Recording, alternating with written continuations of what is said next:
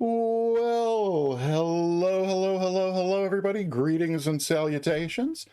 Um, what an what an amazing coincidence of timing that Sim Caesar should raid us just at the moment we were ready to begin our stream.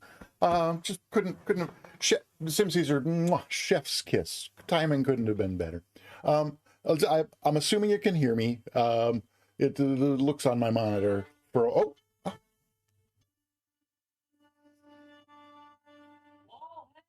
Caesar camera upstutter. You can make my heel. Oh, the flights of community here on Twitch.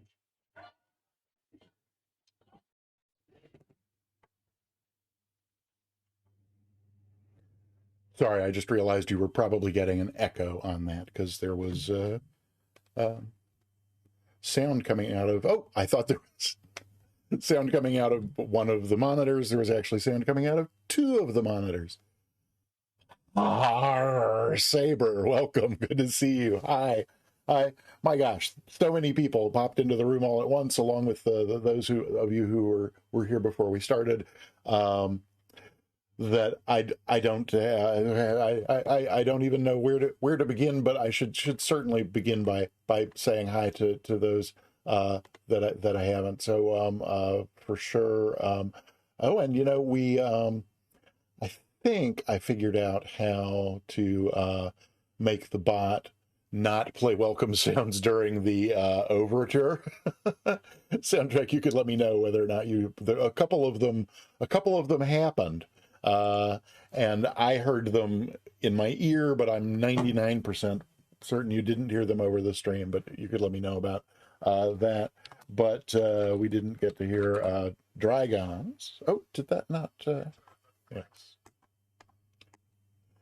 And we didn't get to hear soundtracks.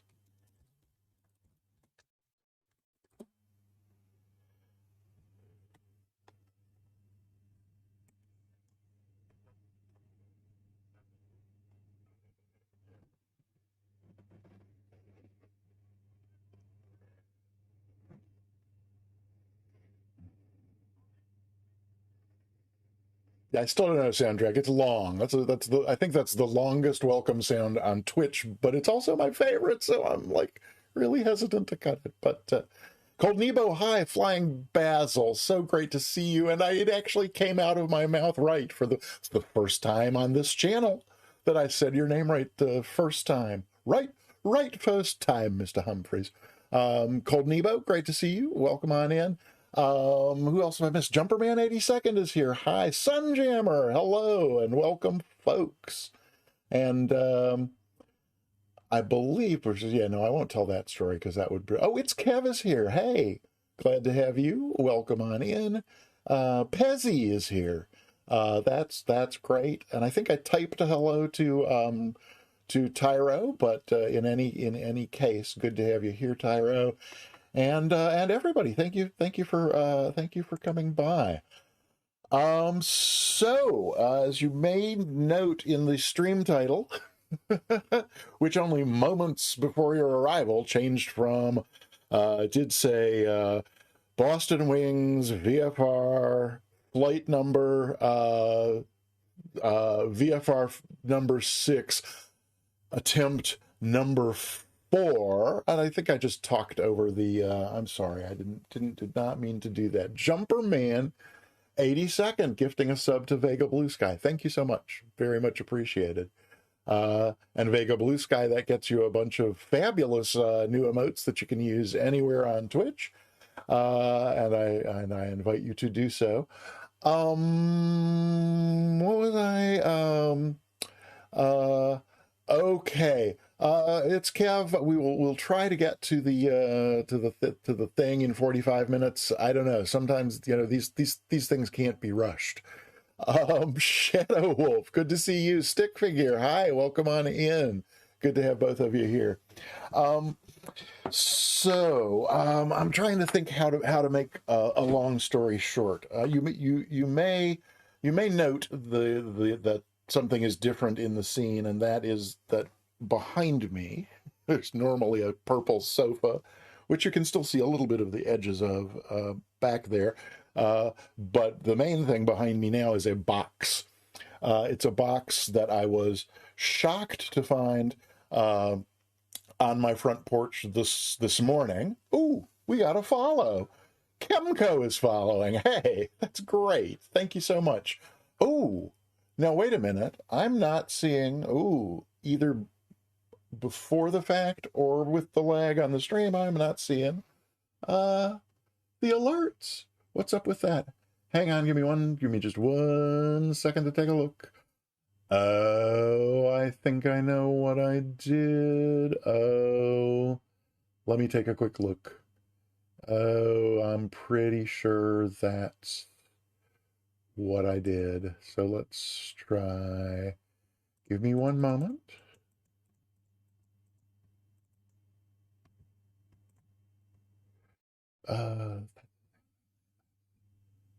Yes, I'm pretty sure that. Okay, pretty sure that will fix that. Sorry, I hate abandoning you as I with each new thing I learn about. Oh, hey, wow, we got a bits cheer and we got a banner, and it doesn't look quite exactly the way it's supposed to. It's a little bit okay. So we worked on the alert banner, and it's supposed to be a little skinnier than that horizontally, which is why it looks kind of okay. That I can work on. But I rearranged the order of my resources in OBS so that they would be grouped logically, but I forgot they're layered. Oh, look at that. We got another, oh, I'm looking in the wrong place. Oh, wow. Chronic TV subscribing with Prime. That is so awesome. As a dear friend of mine is fond of saying, you only get 1 Prime sub a month, and the fact that you choose to use it here is very, very special, and I appreciate it. Thank you. Let's see. What was note to self: improve ability to momentarily digress and snap right back into the middle of the sentence that I was in previously. Yeah, because that was the thing and the alerts. Yeah, so since Tuesday's stream, so for those of you who were here on Tuesday, you know that my flying on Tuesday in making my fourth, wait, 1, 2, 1. Oh no, technically only my third. Wait, 1, 2. No, I think that was my 4th attempt. So I'm doing the Wings, the Boston VATSIM, ARTCC, Boston Center VATSIMs, Wings over New England program of challenge flights that, if you're familiar with Pilot Edge, they're kind of like the CAT ratings and I ratings and Sky ratings. So there's 6 VFR flights and then 24 IFR flights. And I sailed right through the first 5... Six, yeah. Sailed right through the first 5 VFR flights, and then couldn't do the 6th one on my streaming day because it was instrument meteorological conditions, and it's a VFR flight. So we skipped ahead, and I did the first IFR flight, which I was terrified of because I have my private pilot single engine land in real life, but I never did I never got started on the training for my instrument rating. So I'm terrified of these 24 IFR flights because there's the amount of what I have to learn to successfully pass them is quite daunting. But I just pulled up my big boy pants, gave it a shot at the IFR 1 flight, sailed right through that as well. Piece of cake. You'd think I'd been flying. You'd think I had flown an ILS before many times instead of it having been the first time ever, either real or simulated. At any rate, that one went well. So Tuesday, 2 days ago, we took the backward step back to VFR number 6, and I knew that was going to be a piece of cake. It's just a VFR flight. I mean, what's the problem? And then when approach switched me over to tower, he gave me an instruction that just like blew my mind, and I couldn't get a picture in my head of what. He gave me right downwind for 2.7, and I was expecting either 3.2 or 3.3 left. And somehow, I was expecting to land either this way or this way, and somehow just swinging that around to here to land this way, but it was right traffic. I think it blew my mind as I have kind of replayed this in my mind. I think one of the reasons it blew my mind is that a right downwind for 27, if you're within a mile of the runway, is going to take you like essentially right over the tower, which just blew my mind. I mean, I've done it plenty when I'm not online, and just, you know, Logan Tower is a very fun one to buzz. But at any rate, I don't even remember what I did on the first attempt to get myself into a right downwind for 27, but I ended up turning final and realizing I was on final for 3-3 left. And so I was probably at least 3/4 of a mile out, maybe a mile out, out from the numbers, when I realized my mistake, and just without keying the mic, just turned 180. And as I was halfway through my 180 turn, tower came on, and, you know, if it had been Matthew, he would have said, 8080 Alpha, what are you doing? Fortunately, it wasn't Matthew. It was a very kind controller on VATSIM. And so I don't remember now what he's. I'm going to have to go back and watch the VOD on this.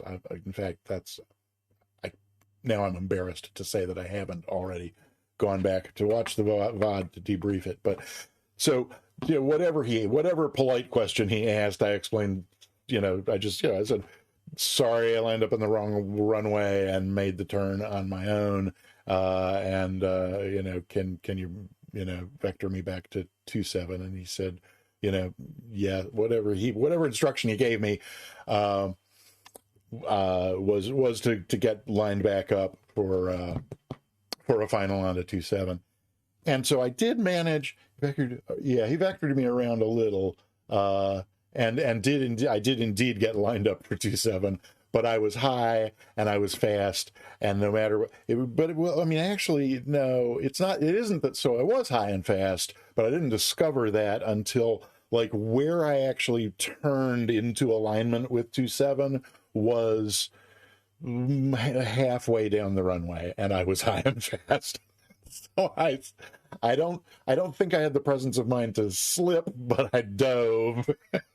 And, I was probably still 100 feet off the ground when it finally got through my thick skull that if I were to continue this approach, I would be touching down on the numbers at the departure end. So I threw in the power and pulled the flaps and started going around. And, I was already well into my climb out on a go around before he came back and said, and this time he was not curt, but it was a little less polite and friendly sounding than the first screw up. When he came back, he said, 8080 Alpha, state intentions. Pretty much just like that. And I said, well, can we get a third shot at 27? He just said, make left traffic for 27. So we did that, and we landed 27. It wasn't the world's worst landing, but it wasn't great.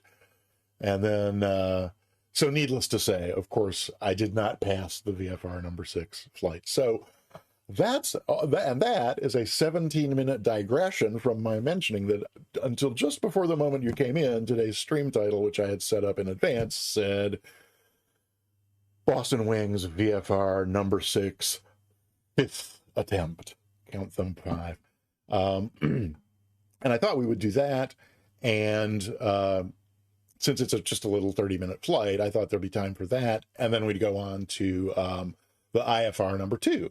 Which is a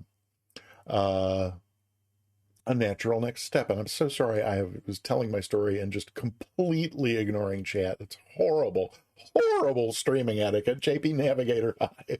Good to see you. And I know I missed other folks who came in, but or maybe not. So that's where we were Tuesday.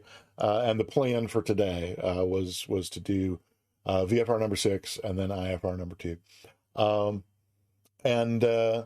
So the 48 hours since the last stream has been as extremely mixed a bag of experiences as there could be in like terms of good and bad. On the good side, got lots of cool stuff done for the channel. Got some new welcome sounds made.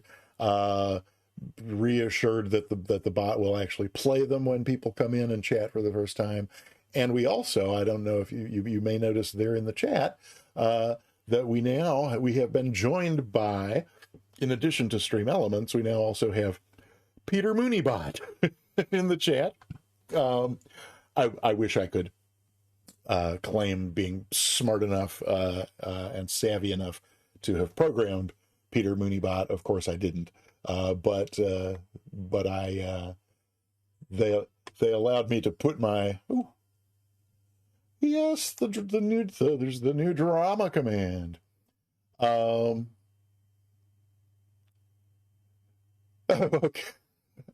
No hurries in ignoring you. Okay, I will take my time ignoring you, since I know that nobody here has pressing plans, except for it's Kev, who I think I've just burned through about 22 of the 45 minutes Kev had before having to go to work. So my apologies, it's Kev. Stim Caesar, you have not missed anything but basically my recap of the Tuesday stream and saying that the plan for today was to do Boston Wings VFR number 6 and IFR number 2. And so we're about to get to why that's not happening. So, and Sim Caesar also was just saying that the 48 hours since the Tuesday disaster stream have been, there have been wildly, fantastically wonderful things that have happened, and really, not really horrible things that have happened, but really irritating things that have happened. So let me start with those. Soundtrack 78, I'm sorry, you'll just have to wait to see what's in the box where the lovely Carol Merrill is now standing. That's one of the reasons I asked that question earlier, was to know whether or not you would get a joke that included Carol Merrill, but you can let me know after. So Sim Caesar so we'll start with the really irritating things that happened in the last 48 hours. Maybe it's only one irritating thing. Yeah, I think it's really only one irritating thing, but it was so irritating that it's one of the main drivers that we're not doing the planned stream today, and that is my TDS GTN XI 750 is dead. I did everything I knew to try. I've opened a support dialogue with Tiberiu. I'm not sure how to pronounce that, but with Mr. TDS himself, who provides the support and is wonderful, and I'm sure that we will get it resolved once I can get back in conversation with him, which is probably going to be tomorrow. But so a lot of hours. A lot of hours of yesterday got eaten up in me trying to fix that, because I was pretty sure I could. I mean, nothing. The only thing that I knew for sure had changed was when I first launched Microsoft Flight Simulator yesterday. There was an update pending, and I just clicked Fine Install without even really thinking about that. What the update was for the GTN 43530, which I actually kind of thought I had uninstalled because I'd never use it. But apparently it was installed, and then it got updated.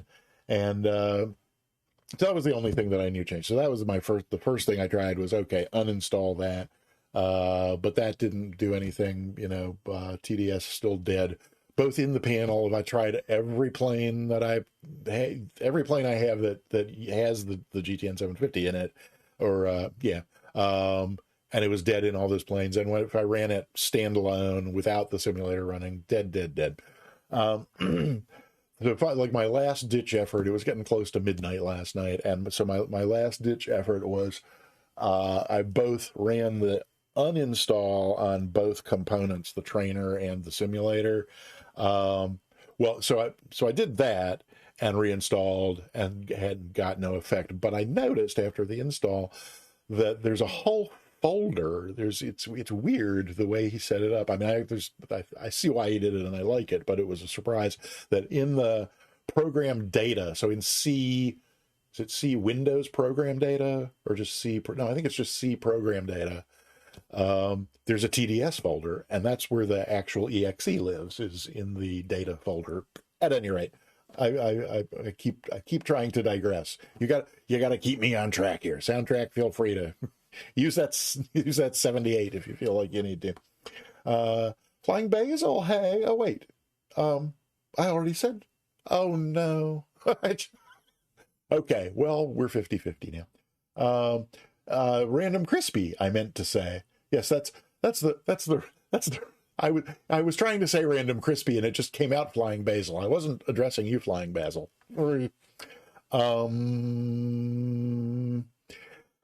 So the reinstall, that didn't work. The uninstall, reinstall didn't work. But I thought, well, now wait, there's stuff still, there's TDS stuff still here that didn't get uninstalled and reinstalled. So I went through the uninstall process again for the two components, and then deleted the whole TDS folder structure under program data, which I knew I was going to mean I would probably lose like the user waypoints I had created. Didn't care.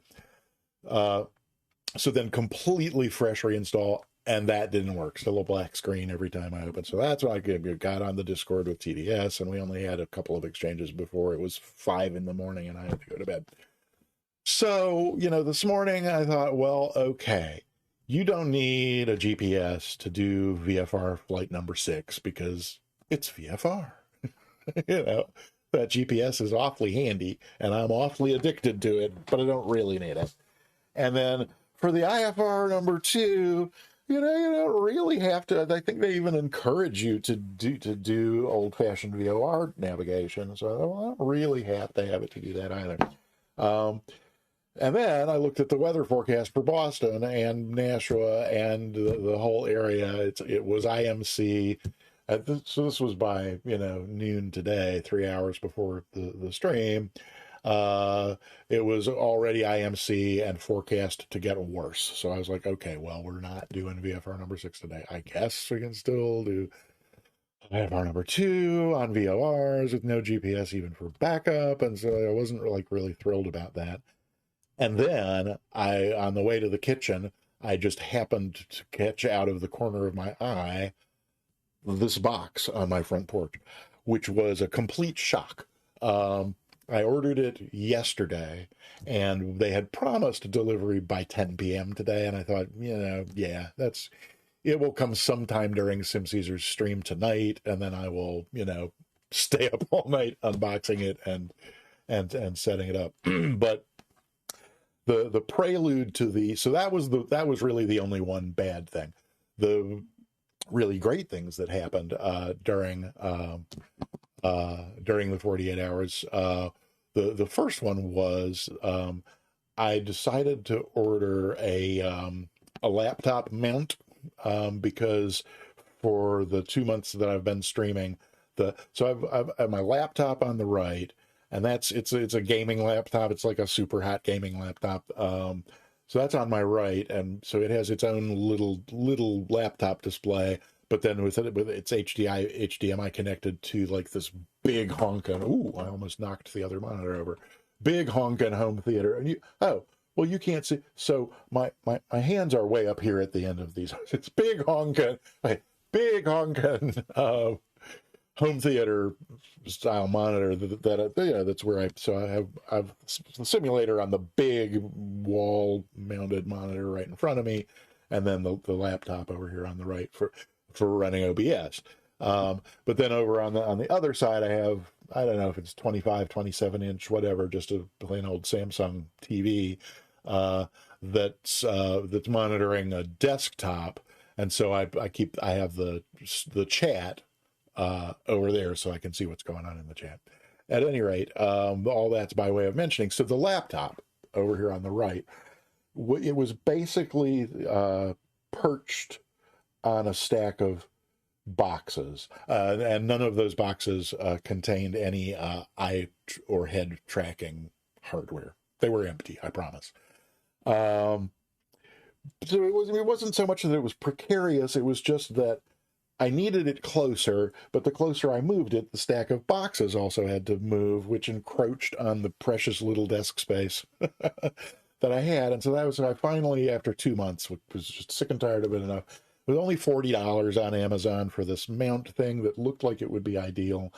And so that was very, very late Tuesday night that I ordered it, sometime after, well after midnight Tuesday. Well, 1 or 2 on Wednesday morning when I ordered it.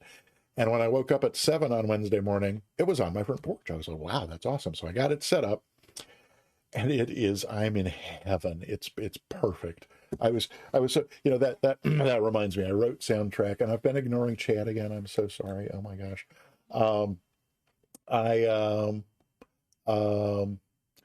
I was so excited with how perfect it was, because now it's, ooh, something's happening. What's happening? Kevo Zenji resubscribing. That's for a second month. Wow, dude. I appreciate that so much. Thank you very, very, very much. It really makes it means the world to me when folks subscribe. I'm shocked every time and thrilled. So yeah, now instead of, I think the closest I could get it before it was like about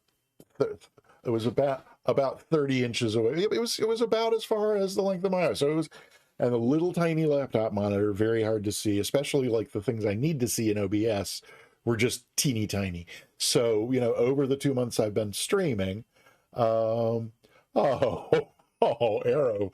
Why, Arrow talker, you smooth talking, why, Arrow flyer, you smooth talking devil, you flattery will get you everywhere. Oh my gosh, Kevo's NG. That's very, very, very generous. Thank you. I appreciate it a great deal. So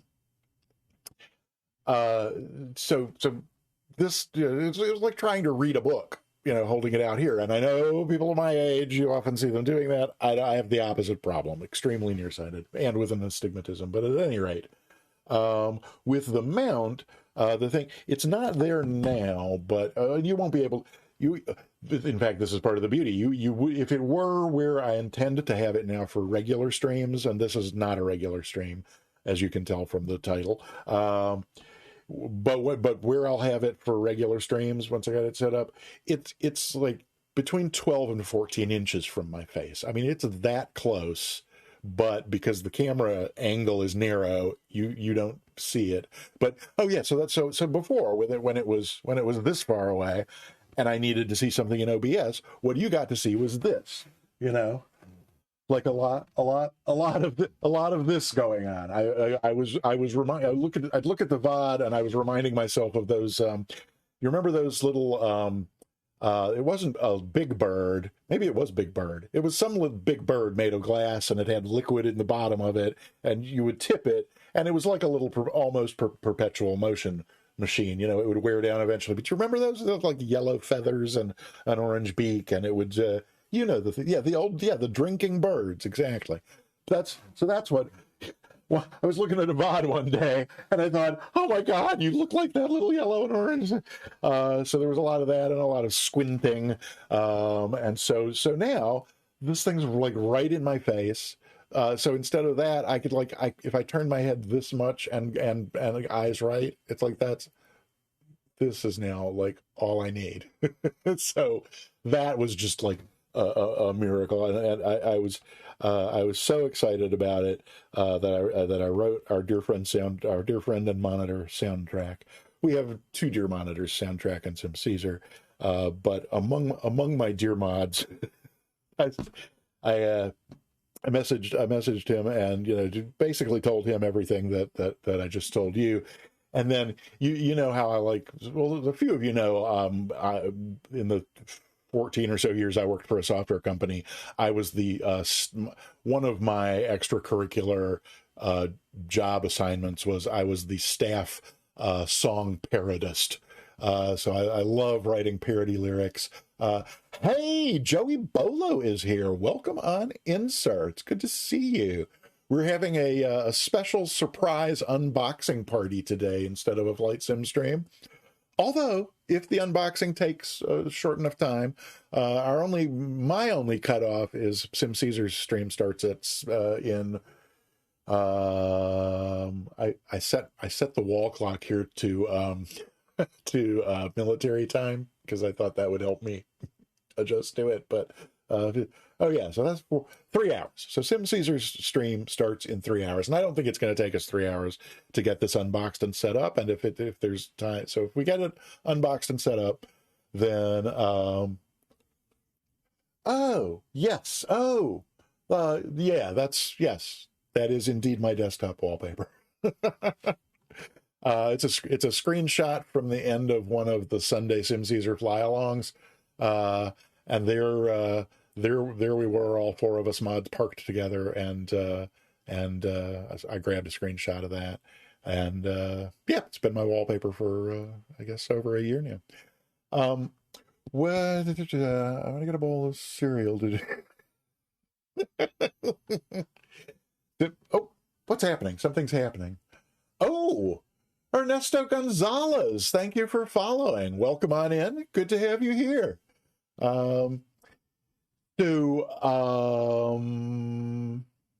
Wallpaper, monitor, stand, moving. Oh, song parodies. I've always loved writing parody lyrics for songs. And so I'd finished typing up this message to Soundtrack, and wrote the last sentence was just going to be a 3-word sentence. I typed, "I'm in heaven," and then the way this brain works, all the synapses fired directly into that song, "Heaven, I'm in heaven." You know the song, right? "Dancing Cheek to Cheek." Is the song which you've probably heard in, even the young people have probably heard it in some old movie or something like that. So well, Sim Caesar, it's because you didn't park with us. You parked down at the other end of the field. I have no control over that. Your airplane, your parking choice. I could Photoshop you in if you like. In fact, I promise, by the next time I do a special non-flight sim stream where my desktop is displayed to the world, you will be parked right here at the center of the group, because of course you are the center of the group. I will be happy to accommodate you in that way. So at any rate, so I typed "I'm in heaven," and the orchestra swelled with and it just, usually the writing parody lyrics takes some work, but once in a while, even back in the years when I did it pretty often. Yeah, Kev, that's what I'm saying. I'm going to Photoshop him in there. Oh, I'm sorry. Arr, Saber, I like the way you think. Soundtrack. Note for future reference. We may need to bring Har Saber onto staff because he's brilliant, or they're brilliant. I don't know why I assume genders. But at any rate, before a 37th digression takes me away from this, sometimes you get in the zone, and that works with me and parody lyric writing. And this one just flowed, I couldn't type fast enough to keep up with the so my joy and happiness and fulfillment over this monitor mount, which you wouldn't think would be that big a deal, but oh my goodness. So it came out, "Heaven, I'm in heaven, and the view that used to cause my neck to creak, I can see now with a teeny tiny peek when I'm streaming like an aviation geek." So anyway, that's just my cute little happy dance song for the new monitor. And it was so great that as soon as I had finished typing that message, by now it's early after, around noonish yesterday, I just went back to Amazon and clicked buy again because when I was setting it up, the reason I didn't order a second one originally for the bigger monitor over here is because it's big and heavy, and I just assumed that the thing for the laptop was not going to be. But when I got the first one, then the instruction booklet, it said it was rated up to 22 pounds. I was like, oh, something's happening. Oh, wow. Reki 55. Welcome on in. Good to have you here, and thank you for following. So I saw 22 pounds in the instructions. I was like, oh my God, can it be? So I disconnected the monitor, carried it into the bathroom, weighed myself, then weighed myself with the monitor, and the monitor is only 15 pounds. So it's not as stable as, with the laptop. It's solid like a rock. The monitor, I kind of have to be careful. Like if I'm going to manipulate its volume button, I need to like have two hands on it just to avoid risk. But still, it was not on top of a box. It was on a thing actually purpose made for like raising up your computer or your laptop, really. But that didn't get it high enough. And again, to get it close and positioned where I wanted it, ate up way too much desk space. So now 2 monitor mounts, and I'm deliriously happy with those. And maybe it was the happiness over those purchases that led me to finally break down and purchase what is in the box that's now behind us. And it's only an hour after the scheduled street start time. I know we didn't start until about 25 minutes late, but male. Saber is male, born and raised. Very good, very good. Any relation to the Buick Le Sabre? Or Sim Caesar, is it Le Sabre? I don't know. So that brings us, I think that probably brings us up to the time of the unboxing. With one apology to Sim Caesar before we get started with this, and that is this. So Sim Caesar did a bonus stream. I know the majority of you who are here were watching that stream and came over on the raid. And I had to leave Sim Caesar's stream before it was over because I had to run an errand. And the errand I had to run was because I think I skipped over one step. So yes, I left off in the story where it was this morning on my way to the kitchen to make the coffee. Out of the corner of my eye, I saw this box on the front porch, and I was expecting a box, but not until late tonight. Certainly not in the morning. Oh, because it was about 2 this morning when I ordered this, and they said, we'll have it there by 10 p.m. I was like, that's really fast. I'm impressed. But at 9 this morning, there it was. 7 hours after I ordered it, and there it was.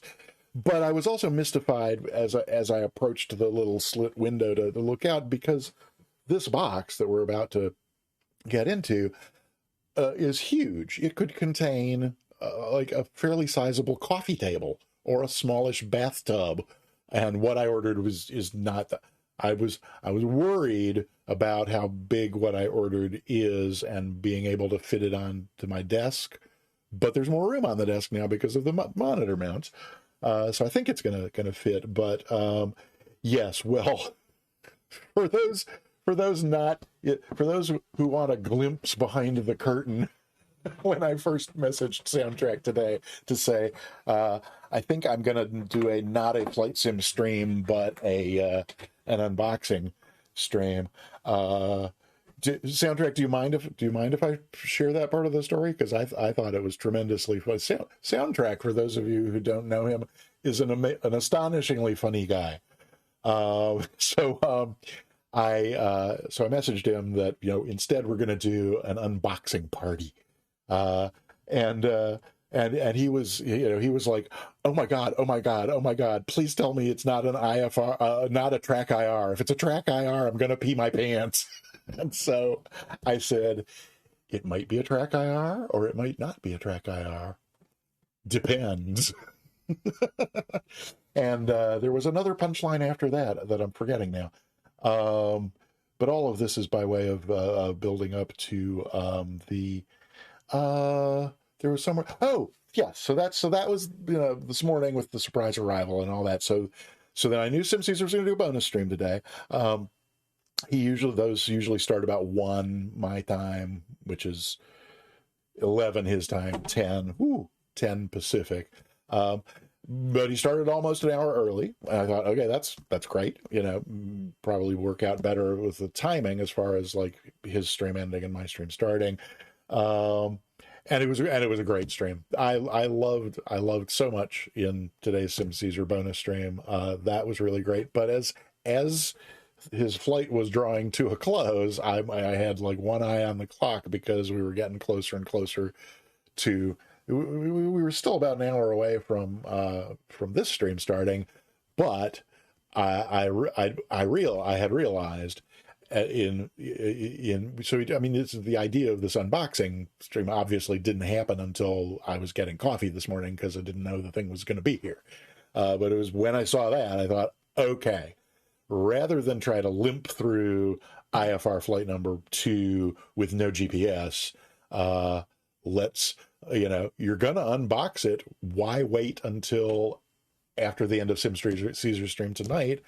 And so rather than suffer through a flight that you don't want to do, people are not deaf and blind. And I think you probably pick up on my mood when I'm on here.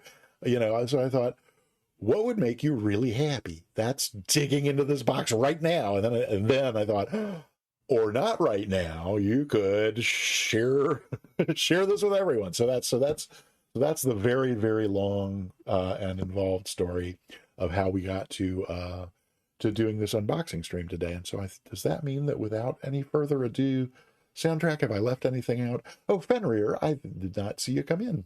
Welcome. Good to have you here. I think that means, yes.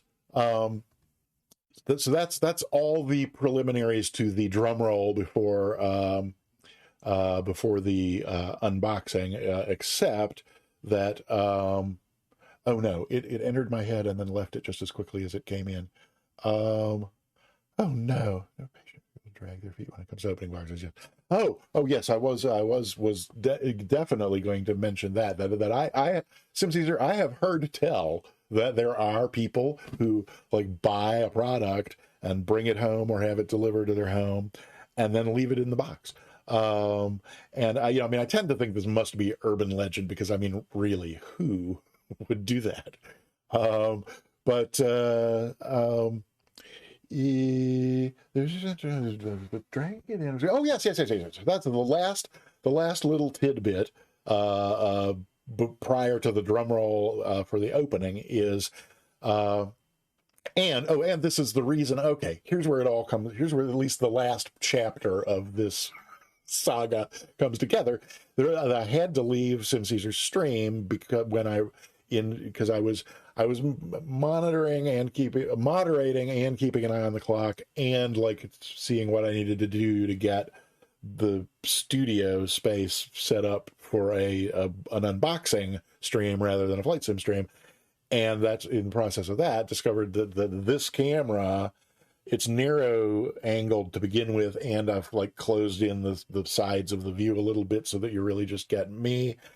So I tried making it as wide as it could be, and even at that, like it cuts off here, which is a foot above the desk. And I thought, well, if I'm going to open this and set it up on the desk, you need to be able to see the desk. So I tried pointing it down, and it's still like it just barely catches like the far edge of the desk. So I realized, okay, well, kind of wanted a 2-camera setup for a while anyway, and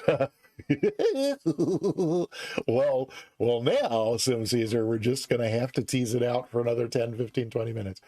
So I realized, okay, to really do justice to an unboxing stream, people are going to need to be able to see it, and for people to see it, you're just going to have a second camera as part of your setup. And I had kind of wanted that anyway.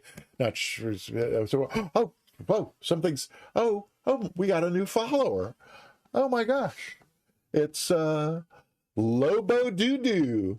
Lobo Doo Doo. Welcome on in.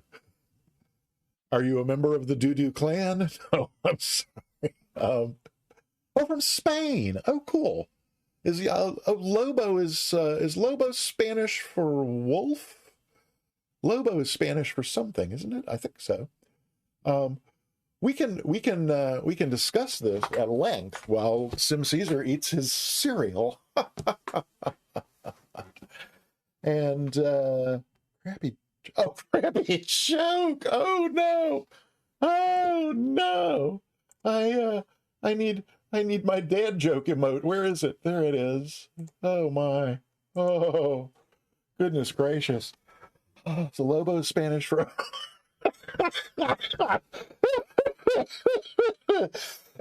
okay, very good. See some Caesar now. You made me laugh so hard that my throat is all. Gotta have a little sip of this here. Mm. Okay, so now, oh yes, Jumperman, that was excellent, and you know, Jumperman, just for future reference, you can always count on when you make when you make the best joke you've ever made and Sim Caesar is in the room, you can bet he's going to upstage you within seconds because he's brilliant and funny and he can't stand for anyone else to have the spotlight on. Did I just say that out loud? You know I kid. You know I kid.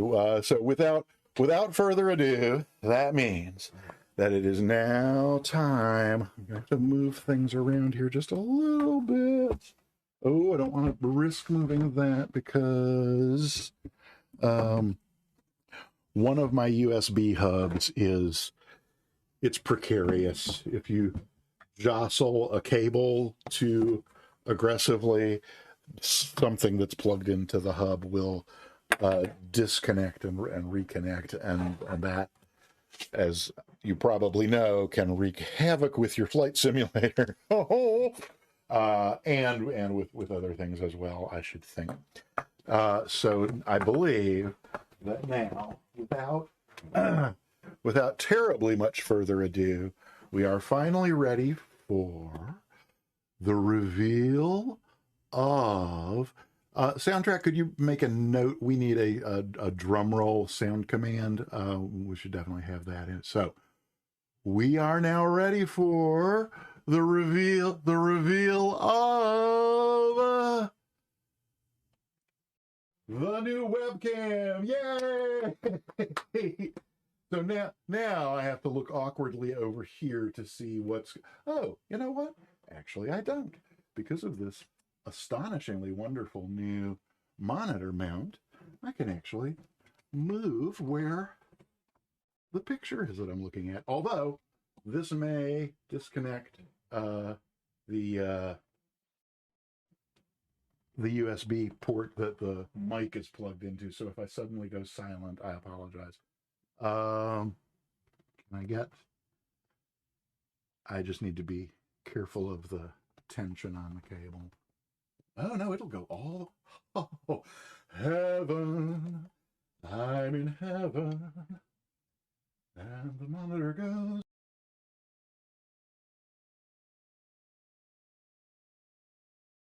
So that's so that kind of gives you a little bit of a view of where I work when I'm not where I work, where I stream, and I've only been streaming for 2 months, but so far it's about as far from work as you can get.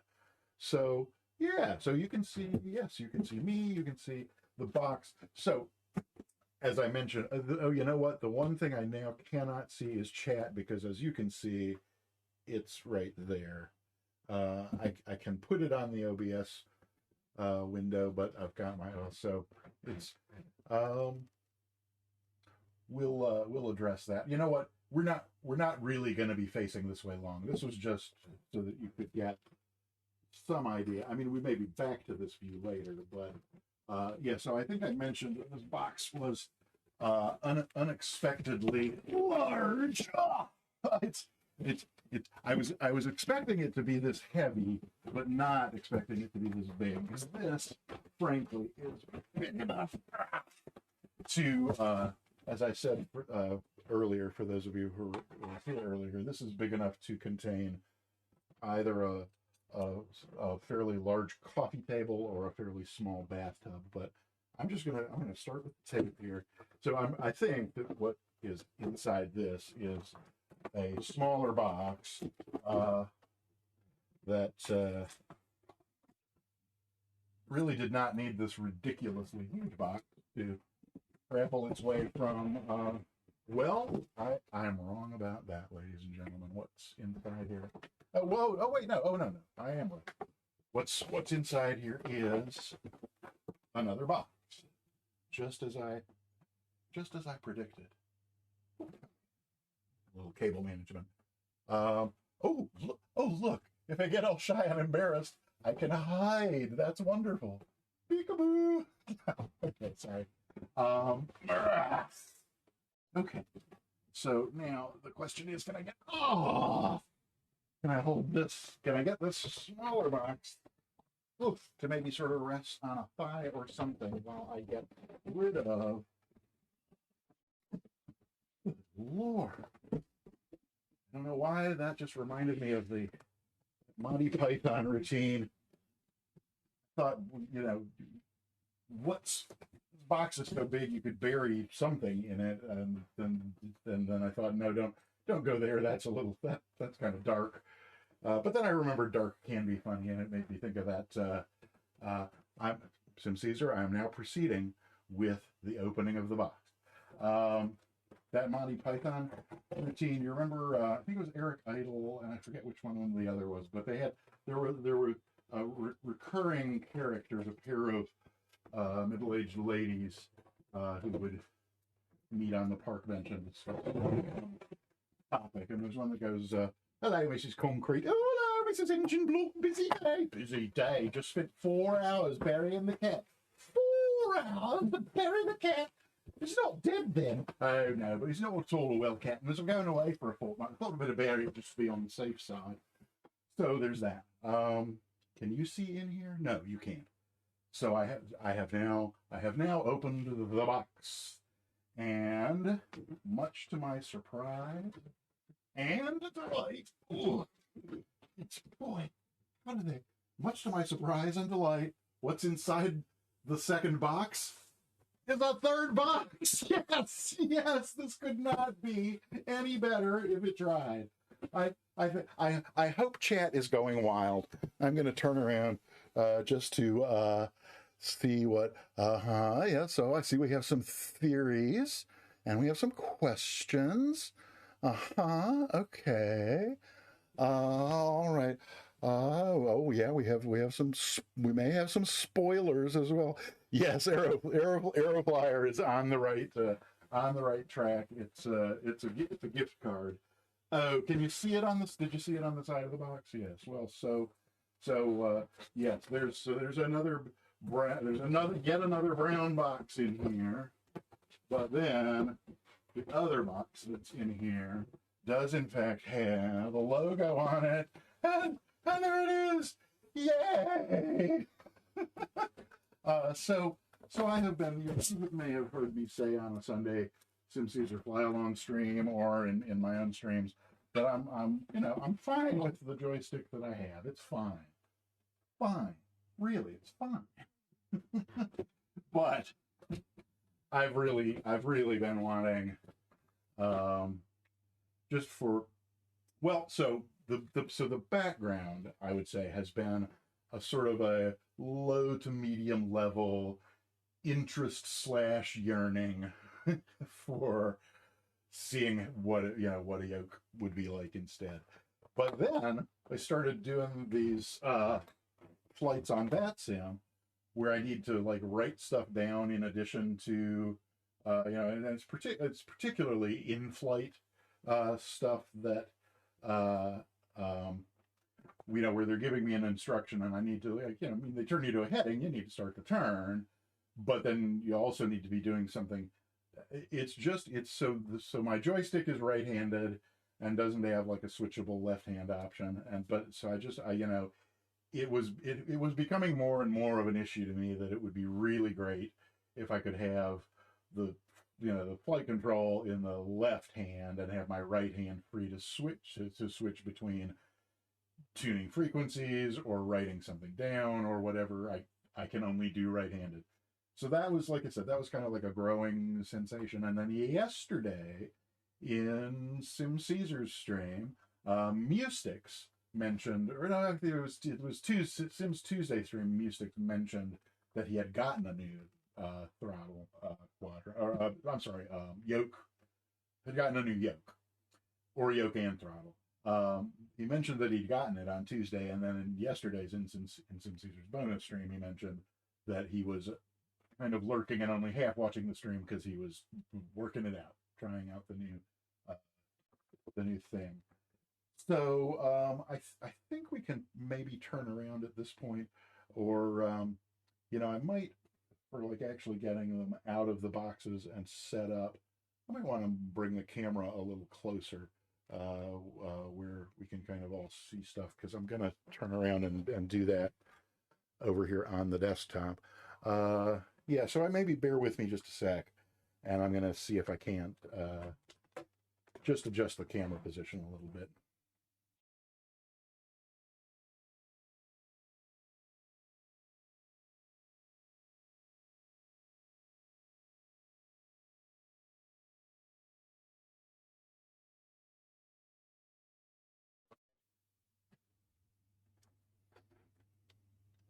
Sorry, if I should probably have switched to the other camera rather than subjecting you to having to move around the room with me. I hope this is making you seasick. I do apologize. But does that give us anything like a view of what's going to be going on the desk? Yeah, we could probably come a little more to the side, I think.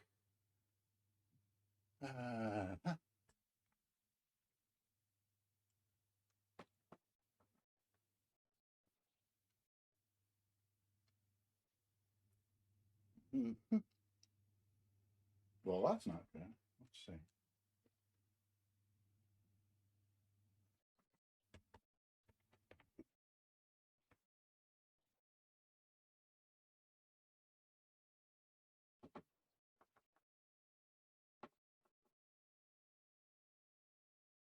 Well, this may all be too close, but I think we're going to live with it. Let's see.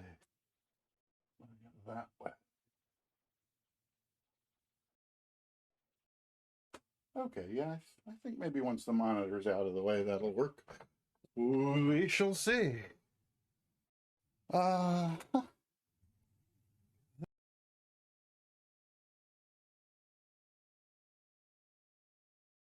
bit even worse. What if we go?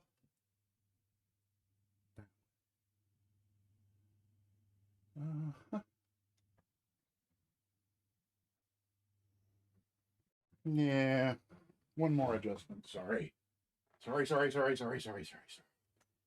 This, as you're aware, this is entirely unrehearsed. Okay, yeah, I think we'll be able to see more desktop that way, don't you? Yes. So I think yoke first and then throttle, unless anybody disagrees vigorously with that plan. We do not need this keyboard, so I don't know why it's here. This is not light. Not light at all. Okay. Stream still working? Did I disconnect anything? You can hear me? Yeah, it looks like you can hear me. It appears as if you can see me. Oh, I can't hear you though. Not that, not you in the personal sense so much as like.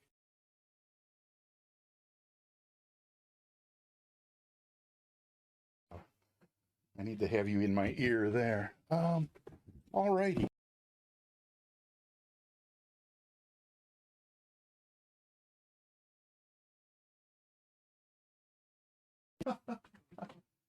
And let's see what we got in here. I'm gonna move the mic away just a little so hopefully avoid banging into it. But Hey, pick a 5-string. Wow. I have not seen you around in forever. Welcome. It's good to have you, good to have you here. And welcome to the Peter Mooney channel. Aeroflyer, do you think I'm gonna love it? Yes. The Alpha, but the Bravo. So that Alpha is the yoke and the Bravo is the throttle quadrant, right? If I recall correctly. So we got an instruction booklet. I'm male. I have no use for this. Sorry. I mean to cast aspersions on. Okay. All right. That's like the base plate from what I saw in the videos. Ooh, there's a little cable with network, like with Ethernet plugs on it, and it's so I'm so used to I'm so used to looking at you over here. Now you're over here. There's Ethernet connections and springy phone cord. Be interesting to see what that's for. And well, oh hey, Planet Neutral, welcome on in. Good to see you. And Corporate Pilot Dad.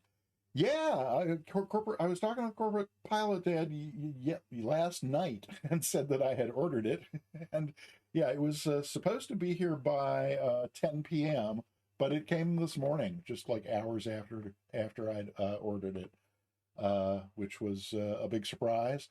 And oh yeah, Corporate Pilot Dad, I don't think you were here earlier. I ended up just really wanting to postpone today's flight sim stream primarily because my GTN NXI 750 from TDS died, and Tiberiu's working with me, and we're going to get it working again. I'm sure in no time, once I have the time to get back into doing that. So I just decided to, since conditions were far less than ideal for a flight sim stream, and more than ideal for an unboxing party, that was when I decided that we would do this instead of that. Yeah, there we go. Wow, this is I think I am glad this is as heavy as it is, because it's pretty. I was worried that it might be like slipping around to death and that sort of thing, but it seems pretty clear that I need not have worried about that. So I think I want to carefully switch this out with the box, although there's still a couple more things to come out of the box. So I'll put that back over there, and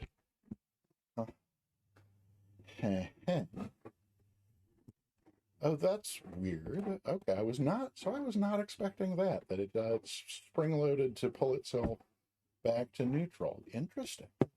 And then how does it do rotationally? Okay, wow. And left hand only. Okay, well this is, I'm not gonna try and get an actual feel for it right now, but I just wanted a little preliminary glimpse. Ooh, little turning switch, feels good. Ooh, these switches, wow. I mean, there's like a nice click, and this does, I keep talking to you over there. I don't know why. The start switch, spring-loaded. The new one is this the start switch? Yes. And it is, oh wait, both. No, the start switch is not spring-loaded. So apparently this is not the, apparently this is not the newest model, but we can work that out before, work that out later. So, okay, there's, oh, and then we got, okay, so that, yes, very good. Wow. So this does not feel like a toy. This feels like relatively serious equipment. That's so pleased so far on that score. So now I wonder, do we any recommendations for next steps? Do we skim through the booklet here and Yeah, no, it's definitely not the Xbox capable one. Was it the Xbox capable one that they added the spring loaded start position on the mag switch? Um, yeah, right. Okay. Oh, and I did watch a one of Corporate Pilot Dad's YouTube videos on the Honeycomb, and loved one of the things he said, that when he took it out of the box, he noticed that it included promotional materials for, I guess it was Aerosoft and maybe somebody else, which he described as assisting you in spending more money. I thought that was hilarious. Um, yes, indeed. Mount it to the table, download the driver from the website on PC, and fly. Okay, cool. Yeah, to help you spend more money. Yep, exactly. All right. Well, let me just flip through. Oh yeah, so it's got the clamp mounts. Yeah, I don't know if I'm gonna clamp it. I have it so yeah. I think for both of these, I think I'm gonna need to. I think it would be what I from things I learned yesterday with getting the two. There I am talking to you over there again. For things I learned yesterday with getting the two monitor mounts set up and in place, and getting the monitors to where they're where I actually want them to be. I think I'm going to not go off half cocked with actually like bolting this thing into a position until at least they're both out of the box, and I have at least some feel for where they're going to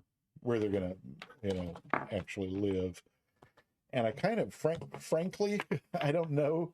I don't know if it's possible. I'm hoping it's possible that one, if not both of them, can be sort of easily moved in and out of working position, because they're gonna take up quite a bit of this space, and I like using this desk for other things. I don't have to. I can relocate non-flight sim related activities to another desk kind of space, but it would be nice if I can get these. Okay, move along. Nothing to see here. Yeah, so the cup. Yeah, I heard at least one person say that the suction cups do work well. So unless anybody thinks it's a horrible idea, forgot I need to get the clamps out of here. Aha. I was making it more difficult than it needed to be.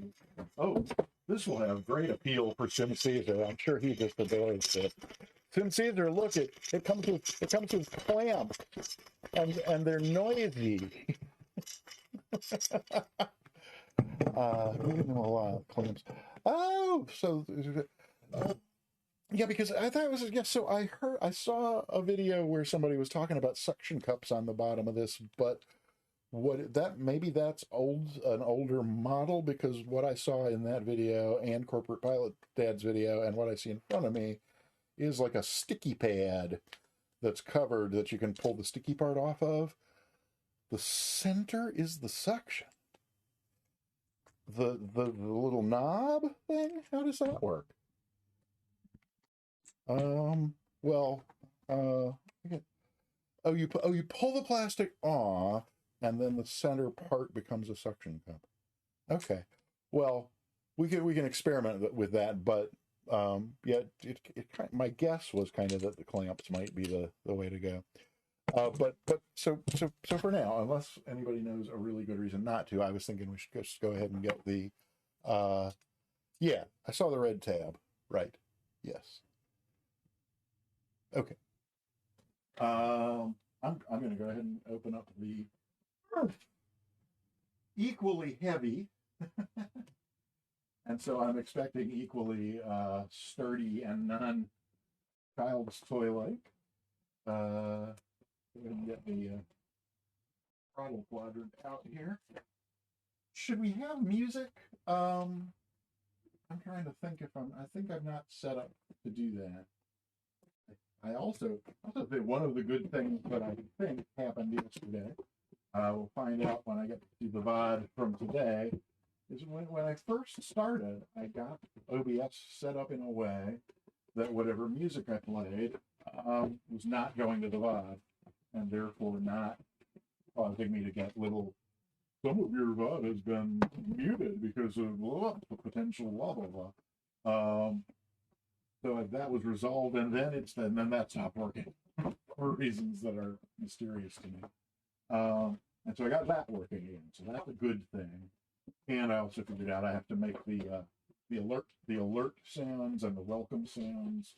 All of those contain copyrighted material, so none of that goes. The only things that go to the VOD are sounds from the simulator and the mic. So, but the only music that I've got set up to play is the stuff that comes with the Golden Choker, the overture, and the entr'acte, and the exit music. So sorry, there's no music. Next time when we do a non-flight sim stream, we not only will we have a desktop displaying the lovely Sim Caesar's airplane upside down and on fire, possibly surrounded by birds. We will also have some music to relieve you from the monotonous tones. Oh, sorry, Aeroflyer. Buttery tones of my voice. Okay, more stuff in here. Oh, look, it's another suction cup that I cannot conceptualize how it could possibly work as a suction cup, but we'll put that over here with its friend and set this down someplace that looks like it might be safe. Wow, these are big. They're very, very big. That's what she said. Okay, more in there. We have more booklets, presumably more opportunities to spend money, and smaller clean, and a USB cable. I think SimCaesar, the clamps for the throttle quadrant are very disappointing in how little noise they make. Just in case, SimCaesar, don't you have one of these, either the Alpha or the Bravo, in a box where it's been like for some reason? Am I imagining that or not? For some reason, I want to say you've got one of these two anyway. Okay, another box out of the way, and then in the videos, I really liked the fact that so there are on the. Oof, it's getting warm in here. I may have to, Beauregard, I may have to ask you to turn on the ceiling fan. There we go.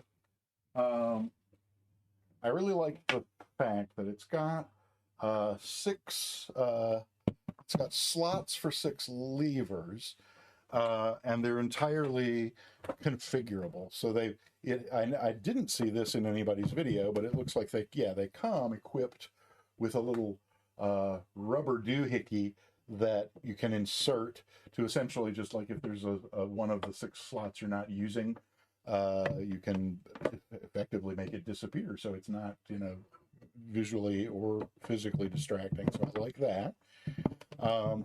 But then it also comes with multiple levers. So this box is labeled commercial, and indeed it has the levers that you would need for an airliner. So 1 through 4.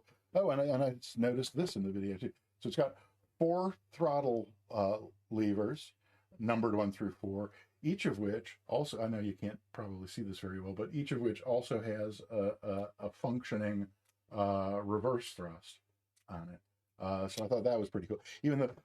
Those of you who know me know I'm not a tube liner guy. I like flights in little planes. And so, oh gosh, this wasn't covered in the details either.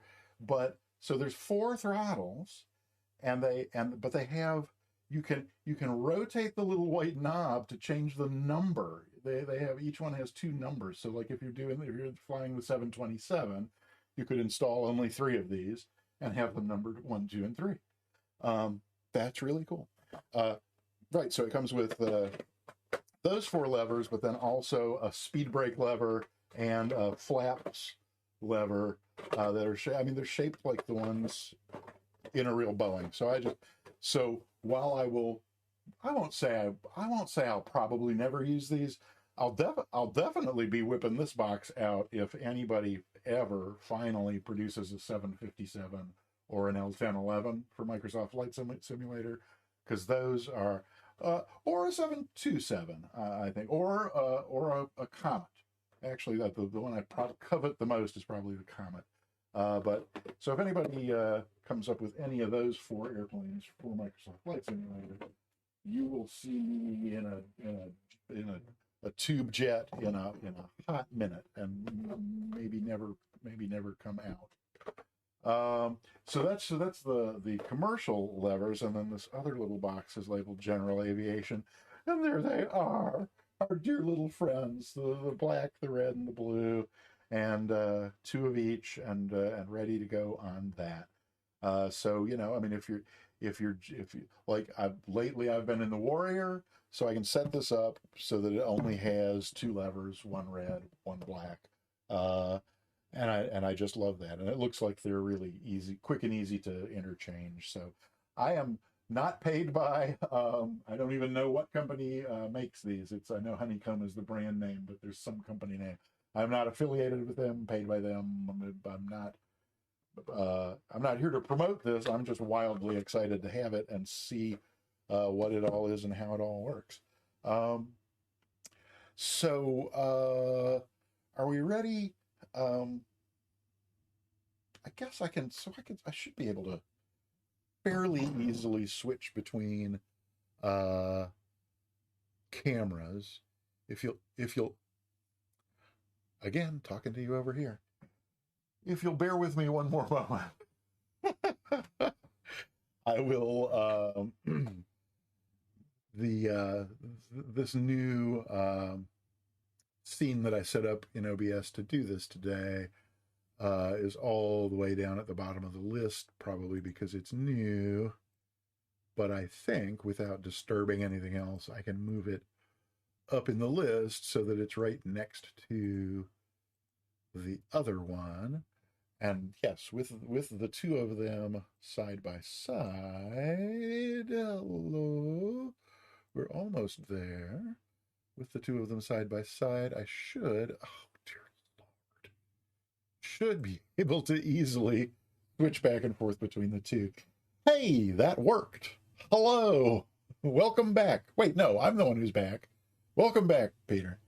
And so at any point, if you want to go back to the other thing as we go through setting this up, just say the word, and I will be happy to switch back to the other camera.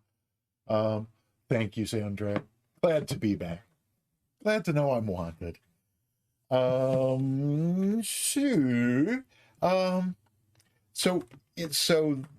those of you in the know about these pads with the suction cup thingy, so once I pull the red tab and take the plastic off, will it ever go back on again? This is adhesive. So it's a combination of adhesive and suction. Somebody's got to explain this to me, because I definitely am not sticking anything down to the desk with adhesive. And there's also, I'm assuming that this knob on the top fits into some detente on the bottom. Make your own jokes. Sound's back. Wait, did the sound go out? Just still not sure how far to press them on to not break them. But well, that's about the throttle levers. Yes, the clamps are solid. 10 out of 10. Stick place. Cool, very cool. And Club Teak, hi, welcome on in. Good to see you here. The plastic film is still on. Don't pull it off unless you're not using the clamps. Well, yeah, that's what I was thinking. So people kept saying suction cup, suction cup. That must have been an earlier model, because there is nothing the least bit suction cup like about this. It's a 6.5 inch circle of adhesive that's being made non-adhesive by the plastic. Stick to the clamps, leaving the plastic. Yeah, good. Okay, good. I think we're all on the same page on that. These are backwards. Throttle's going to live over here. Oh, and I'm pretty sure the throttle is going all the way over to the right. Presently, the mouse is all the way over to the right, but I'm pretty sure it's going to be throttle on the very far right. Oh, now is that balanced such that it will just sit there without? Oh, yeah, it's precariously hanging off. Okay, so we will leave that up on the edge of the desk. Here goes this precarious move. Oh, sorry. Gosh, it's like the old days when I had to lean halfway out of the frame to see the OBS window. I need to move something on the desk that is adjacent to the USB hub with the lame port. Okay, good. I think we got through that without. I didn't hear any USB disconnect reconnect sounds. Okay, so that's a preliminary first try position for the throttles, and now for the let's see what we got here for the yoke. Man, so if it's all the way out at the edge of the desk. This in present configuration is as far back as I can get, which is actually a little more. Usually I have my gargantuan belly pressed up against the front of the desk, and so now this, if the yoke is all the way out at the edge, I'm now a good 7 or 8 inches back. But I never tried the rudders from here, and they actually feel great from being further away. So that could work. Now, obviously, if it's all the way out here, it will have to go away when I'm not using it. But so I think it could sit back some so clearly when it's all the way in, it needs to turn all the way. But there's a good inch of this. So it looks like if the mounting plate will allow, it looks like it can go an inch back from the very edge, and so that still means chair all the way back and feet where they. Okay. Well, I don't think I can really do much, trying it out until it's clamped down. So how do these work? Are we going to go to the instructions, or are we gonna be guys and over here? This looks like it's designed for a clamp to fit into. Oh, and the clamps are different widths or the same width? No, they're the same width. So these are identical and interchangeable, yes? Okay. I thought the yoke clamps were wider. I thought the yoke clamps were different in some regard. They're not. All 4 clamps are identical as well. Okay, good to know. And yes, as I suspected, oh no, that's okay. Not easy to start turning, but that'll be fine. Go to the other camera. Absolutely. Why, I can do that at the touch of a button. All I have to do is find the mouse. No, this mouse is for this computer. Oh, no, that is the mouse. Okay. Let's put this where we think it's going to live, which is right there. There we are, back to the other camera. All righty. Be sure to leave 6 inches of space between the clamps, since each unit is wider than the main. Wait, 6 inches of space between the clamps. Yeah, unscrew the clamp, lay the clamp in the notch, place the plate on the table, tighten the clamp screws, wiggle the yoke onto the plate. Unscrew the back screws on the plate to fit into the back screws on the plate.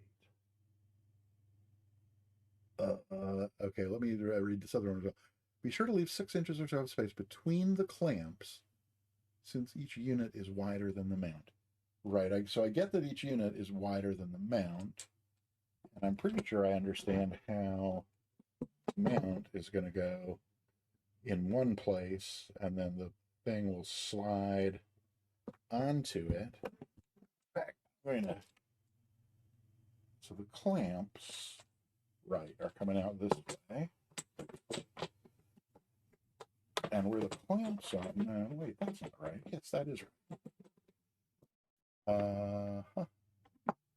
So where the, let's see, let me get this, one of these open a little bit farther, and then slide this back out of, no, it slides the other way. That's inconvenient. I'm making it really hard. Oh! Wait, the mount's not the clamps. Really 6 inches. Oh, be sure to leave 6 inches. Yeah, between. Yeah, well, so yeah, what I'm thinking on that spacing, corporate pilot dad, and you, if you have other advice, I'm all ears. But what I'm thinking is, I actually want the throttles.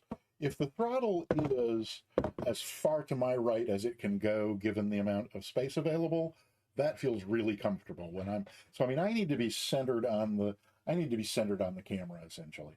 And so that's where I'm left to right, where I'm thinking the yoke goes, is right in front of me. And then from this position, which is where I'll be, if the throttle quadrant is as far to the right as it can go, that feels, I have to reach just a little bit for the flaps, but not much. So it might scooch in a little, but at any rate, there's a good 18 inches between the two. So that spacing is good. Hey, KW for life, welcome on in. Good to see you. Happy to have you here. I feel like I must have missed a lot of people coming in and out of the chat, and now I can't find the mouse for the chat computer. Oh, there it is, hiding in the back. But so if you have arrived and I have failed to greet you, please accept my apologies. I'm a little disoriented today because we're not doing what I usually do when the camera is on. But I appreciate you being here. And again, if I failed to say hey when you came in, it's because I've been disoriented and deeply into checking out my new toy. Oh, was that a name of Tio Pernas? I did not see you come in. Thank you. Thanks for being here. I'm glad you came along for this foolishness. Okay, so now that I'm facing back this way, I will remind myself to keep a better eye on what's going on with you, including Bravo Juliet Tango being here. That's great. Hi, welcome. Okay, so this, I think, just to get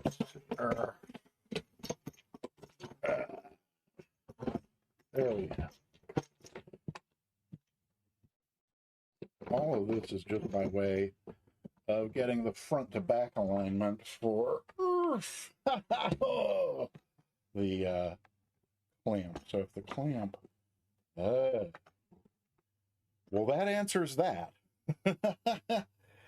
It's back to front alignment is dictated by where the clamp attaches to the mounting plate, and it's only going back so far. The only workaround for that would be, and probably unadvisable, but I could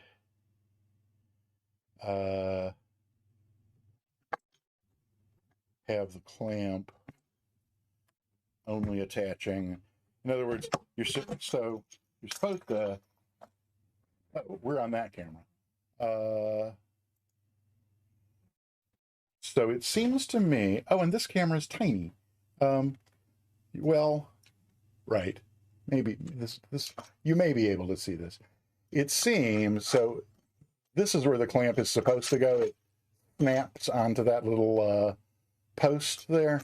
It seems to me that to get the front to back alignment of the yoke where I want it, what I would need to do is cheat and have a gap there where it's not actually secured, I think that's going to be fine. If you look at it this way, it's still, there's still plenty of, well, of course there is. I'm going to give this a try. Because I really don't want to be, if that, I'd be really jammed up against the back of the sofa and have the yoke where I might not even be able to climb at the best angle if I can't pull it out far enough. So let's see. The back seat, I guess back seat unboxing is okay. That's funny. And that's the way, man. I have an OBS scene with the front. Well, I did, but in the rush to get this stream started today, I cannibalized it to make this one. No, that's not that. I mean, I could add a new one, but that's, if you think I should add a new one, say the word and I'll do it. Okay. So centered there. And back as far as we think we can get away with, which is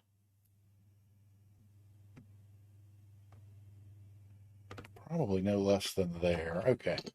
So that's where our first guess alignment on these things. And then, oh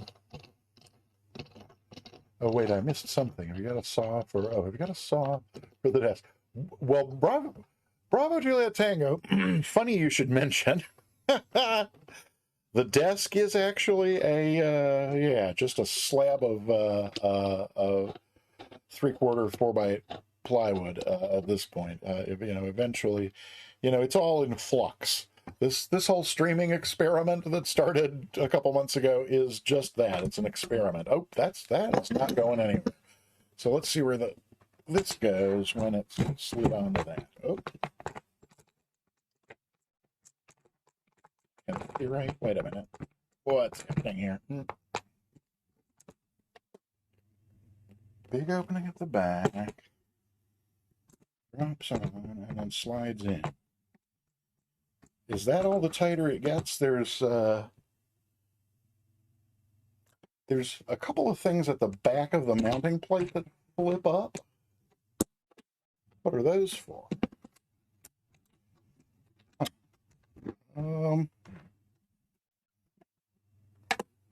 Am I missing something here? Oh, got to run. All right, Corporate Pilot Day. Thank you so much for coming by today. And yeah, appreciate your help yesterday and the day before that, if I recall correctly. And look forward to talking to you soon. And hope you have a great tomorrow. And look forward to seeing you later. Okay, well, it's weird, I'm okay with taking more than 5 minutes. It's okay. But okay, so here's an adjustment we're going to have to make. You would probably best see from the other angle that went. So I don't have much room here as far as pulling to climb. So I may end up using the sticky pad. We'll see about that. So the sticky pad is just gonna, it's permanent, but the only thing that's permanent is the plate itself. So that could still work.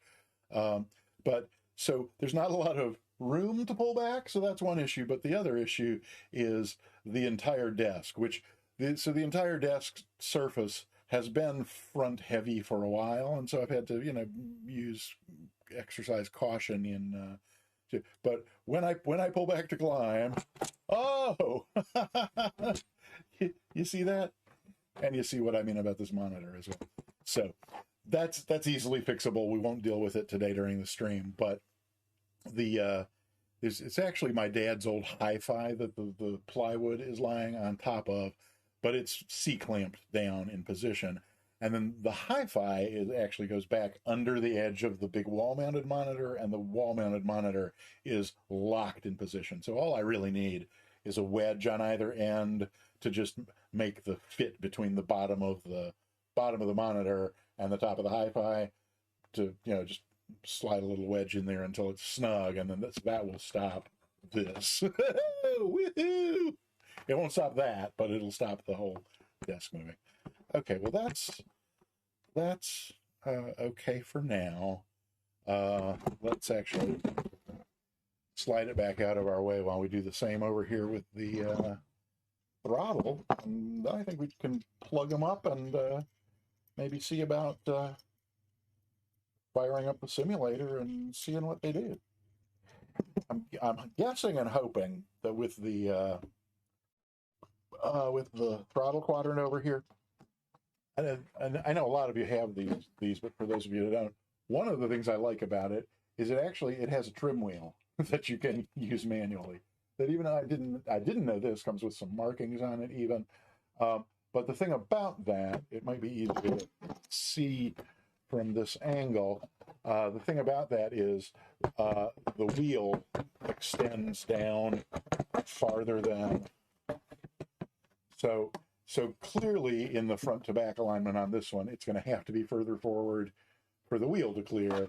And my guess and hope is that for this one, I can use the clamps in the détente where they're meant to be. And also because it's off to the side, it doesn't matter how far this sticks out. So let's see if that's probably good enough for that one. Just spin this one out and I think we'll be ready to go. Oh, soundtrack. No. You're so funny. All right. Okay, so there's that. And here's throttle. Okay, let's see. Oh yeah, so that does fine like that. And it can go right there. So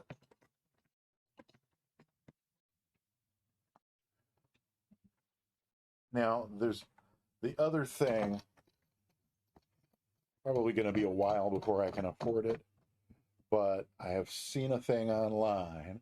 Ooh, wow, I just glanced up at OBS. Look at that view of the back of my head. I don't get to see that very often. That's interesting.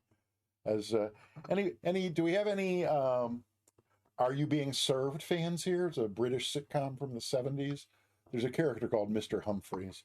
And somebody, he's a middle-aged gentleman, but somebody says something about him losing some hair. And I love his response. He says, "That thin bit at the back is where the pillow rubs. The rest is growing lush and rampant." So anyway, all right, that is, so soundtrack. I'm placing firm weight on the back of the desk. And that is, oh, well, no, so that does, yeah, so the thing with this mounting plate is where it should slide, lock, it seems like there should be a little, catch, little notch, little détente, so that when it should snap into position. It's not, it's a little, it's loose on its mounting plate. Well, maybe, okay. Well, so we'll see. Okay. So far, so good on that. Oh, what I was starting to say is it'll probably be a while before I can afford it, but there are some available mounting screw holes across the top of this. There's a radio unit that you can mount on top of this that lets you like tune your frequencies on like a real live radio instead of having to fiddle with them in the sim. But I mainly use the TDS GTN XI750, and that's got the radios built into that. So that's not a priority, and there's a lot of other priorities for any further spending. But I've got, as you can see, plenty of,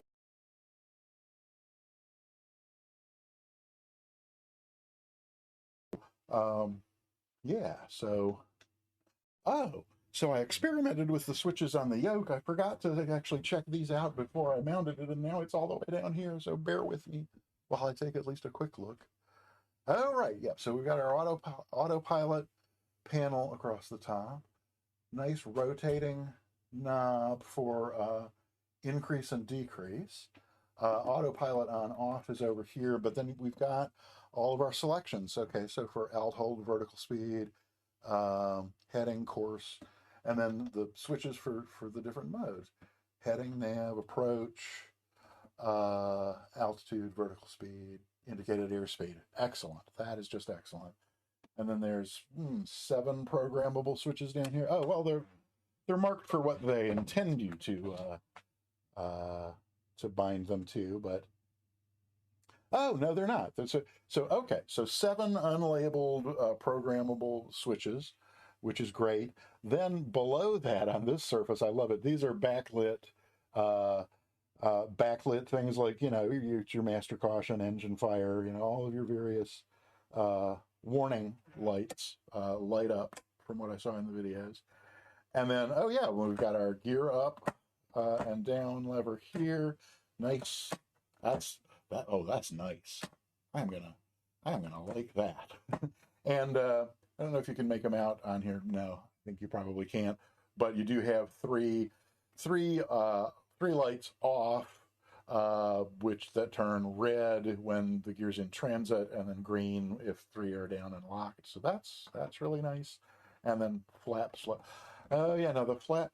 I guess it makes sense that the flap switch would just be spring-loaded to return to center, and either hold down to move them down and hold up to move them up. And I guess it makes sense that I guess that switch functionality makes it generic, because I think like in the Cessnas, where they don't have, at least some of the single engine Cessnas, I think, don't have. So like the Warrior I trained in has 3 positions. So you either put in flaps 1, flaps 2, or flaps 3.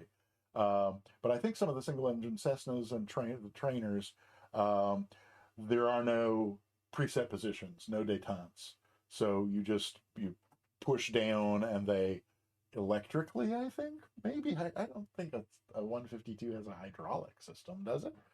I think it's mechanically and probably electrically. They just start moving down at a slow rate and continue moving down as long as you hold the switch down. So I guess it makes sense that this having a switch of this type where it's spring loaded to return to center, I guess that makes sense as far as making it generic for to work across any whatever type of flap system is set in the plane. Your phone works here. Oh! You're so Kev. You're at work and your phone works at work. Are you lurking and working? Are you on the clock and also enjoying social media at the same time? Your secret's safe with me. Oh, I'm talking over here again, and I think we're ready to come back over here. So I'm going to come back over here. I think I'm going to come back over here. Oh, I just. Oh, goodness. You're absolutely right. Um, oh, your shift starts in 20 minutes. Okay, fine. I didn't mean to intimate that you were doing anything shady or in any way dishonorable. Shame on me for thinking such a thing of you. Um, hey, Two-Faced Disc, welcome on in. Good to see you. We're just we have just finished unboxing and are in the process of setting up my brand new Honeycomb Alpha and Bravo that I'm beside myself about having. It was kind of unexpected and studying. Please see up above about stabilizing the Bravo. Okay. Tire got. And no matter how hard I work this mouse that's on the OBS and simulator computer, it's not going to make the chat window change over here on the other computer. Tire got. Yeah, no alerts in that view. So that's the soundtrack. That's why I didn't hear your 78 when it came up.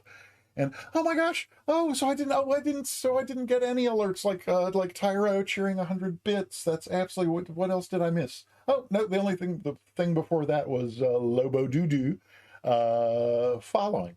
And Lobo Doodoo, if you are still here, that's great. We're happy to have you aboard. And Tyro, thank you so much for the bit cheer. I appreciate that. Oh, it's to get my attention. Oh no. Right. So the plastic screws on the back bottom side of the Bravo.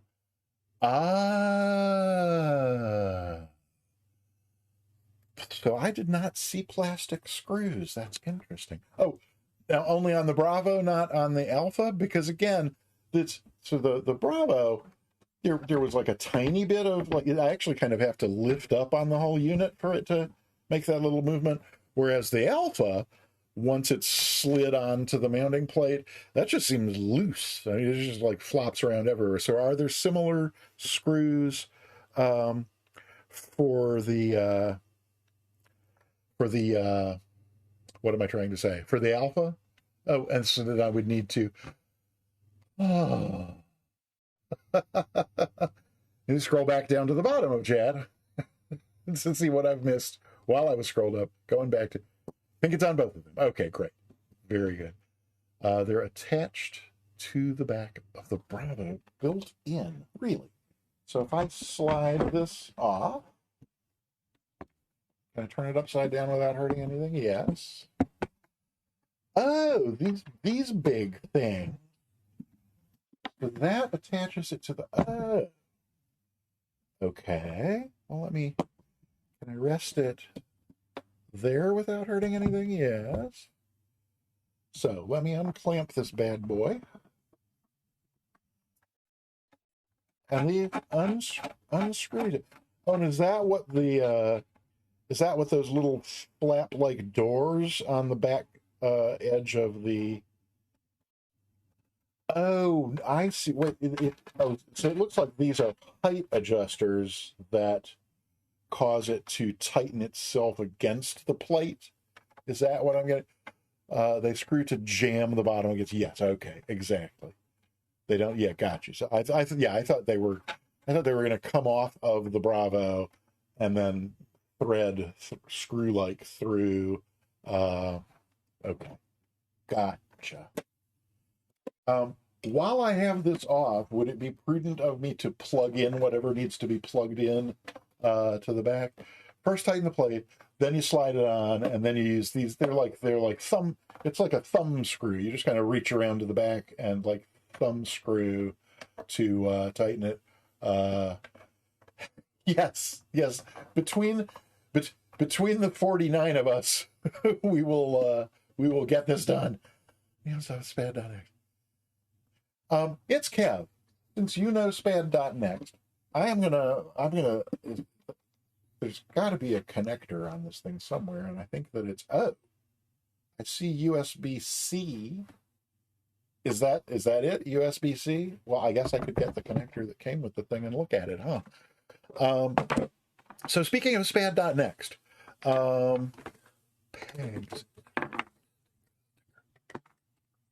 pegs. When you say pegs, do you mean like those little flaps that? Well, I'm 99% sure I'm not going to use the sticky thing, so I don't need to worry myself, I think, about that right now. Plenty of help here. Drink and Club Teak. Yeah, well, so it's 17 and 5 is 22. Yes, getting late there. Okay, well, don't I don't want to add to what you have to cope with in any way, I assure you. And get yourself a beverage and enjoy. Let's come on. Right, and so there are similar thumb screws on the back of this one. Yes, okay, I see all that now. And the only connection I see is a female USB-C on the back of each of these. So are both of the USB cables that they sent me USB-C? They are. Okay. Riddle solved. Barely even a riddle at all. It looks like we got a shorter and longer cable, so let's go ahead and plug the shorter one into the Bravo, since that's closer to where they need to plug in. Okay. So now we're going to shift over this way for a moment. Okay, there we're slid into place.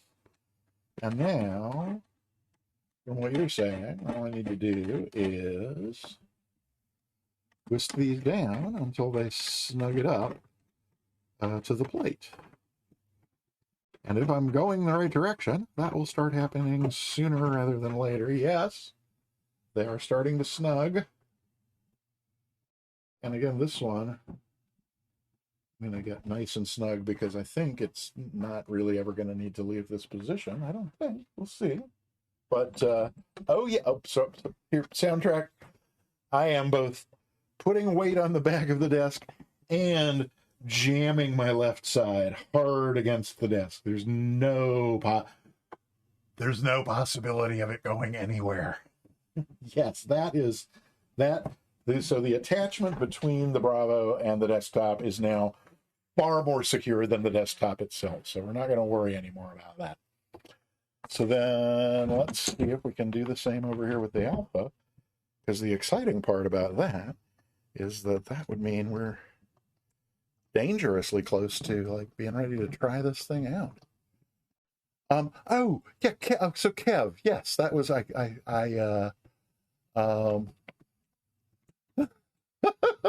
Clumsy, that's hilarious.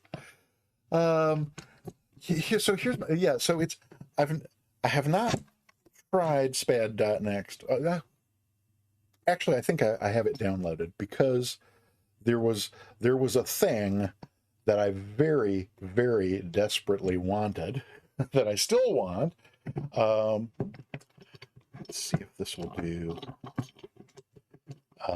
something that I still want, but I think it can't do it because I think that what I want would have to exist in MustBus in order for spad.next to be able to make it do it. But I could be wrong about that. So just in theory. So here's the thing that's missing that I desperately want in the simulator. That is, I'm flying along, happy as can be, everything going beautifully, and then I need to let's say I'm assigned a heading. I'm not in heading mode. I'm VFR, but I'm entering, let's say, a Charlie. And so I give them my call, and they give me a vector.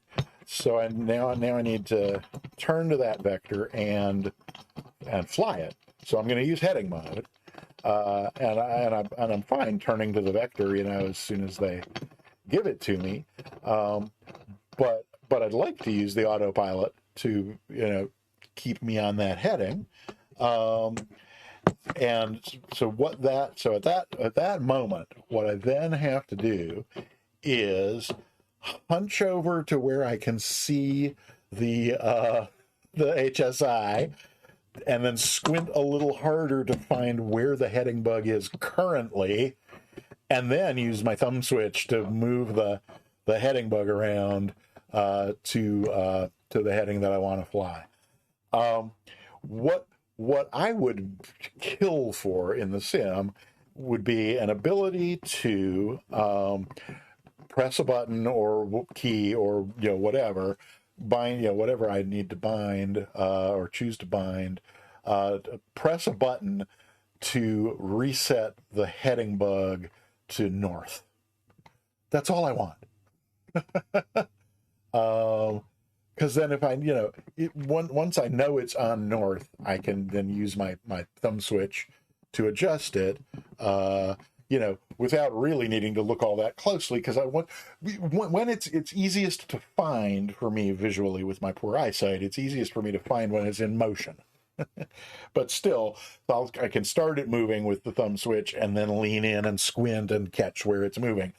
But if I could just hit a button and know it's on north and that I want to go west, I can hit the button and start moving it where it needs to be and know where to look. It would make my life so much easier. But I think that because there is no option in Microsoft for reset heading bug, and I think there used to be, but now isn't, which is really, really unfortunate. Ah, that's what I was afraid of. So I got it too close.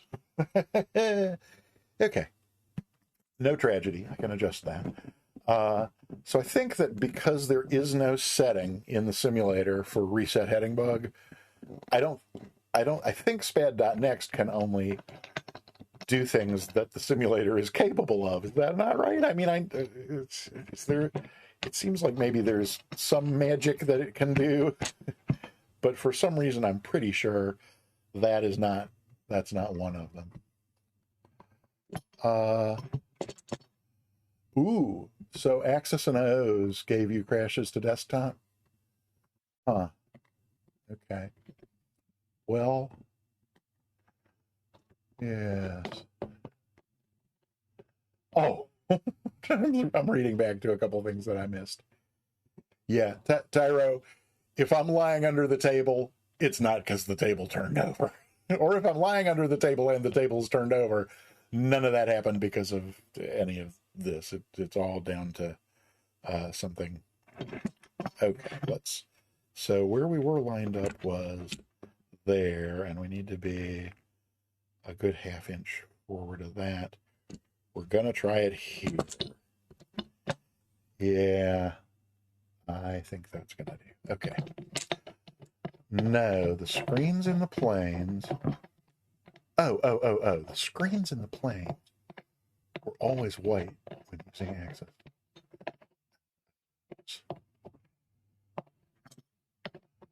Ah. So SPAD.next can make the plane do something that the plane's developers didn't. Oh, well, so yeah, that might actually be part of my question. So sometimes something's missing in a plane because the developer didn't put it in the plane, but the sim is capable of the function. And so it's clear to me that an external program like SPAD or ANO would be able to fill in that gap that the plane's developer didn't do. But I'm surprised to know that SPAD could do something that's not in the sim. Oh, I see. Because it's not dependent. So SPAD probably can't do anything about the weather unless you're using a weather add-on. But because the plane is an add-on, SPAD would be able to, okay, yes, I get it. So unless the plane itself is incapable of receiving a command to move the heading bug, which, but it's whether or not you can move it to a preset position. Okay, well, so I got myself SPAD.next in my quest about a year ago for this thing, and my first impression. Oh, come on. Yeah, well, that's a little more clearance than we. Woo! Okay, that one was exciting. A little more. Did I mention soundtrack? So here, so this is now the desk, completely tipped forward. That's as far as it can come. I'm a little worried about the monitor here, but it cannot come any further forward than that. So please ease your troubled mind.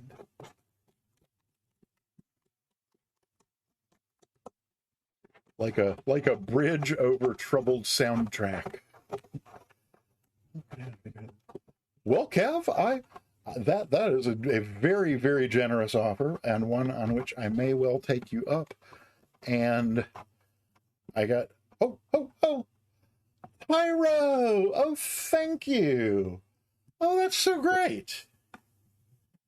Okay. So soundtrack, I tell you what, I don't have any wedge-shaped pieces of wood readily at hand, but I have some books readily at hand, and I'm willing to bet that I could probably Let me see which way the, oops, woohoo! Goodness gracious, it gets exciting around here.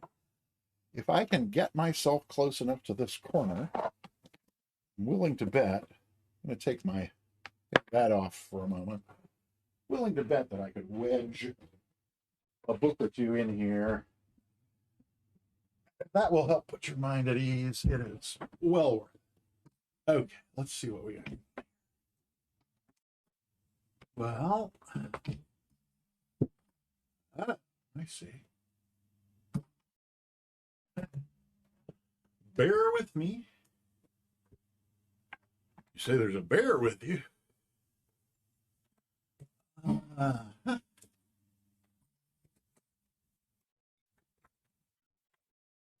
Okay. Well, there's one on that side. I think I'm going to try going around. Oh, if I can extract myself from behind the TV far enough to get, and I think things are tight enough now in here that I have to, the only way to get from that side of the room to this side of the room now is to sit down in the pilot's seat and turn. It's pretty hilarious.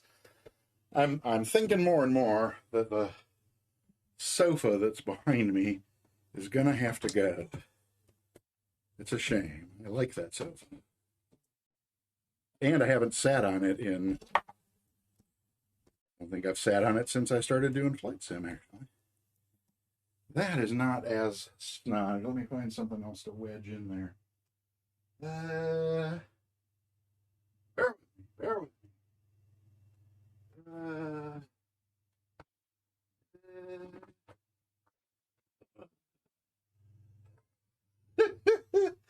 There's got to be. Oh, yeah. There. Some. Oh, that's gonna work. Oh, something's happening. I hear something happening, but from here I can't see what it is. Let me try this.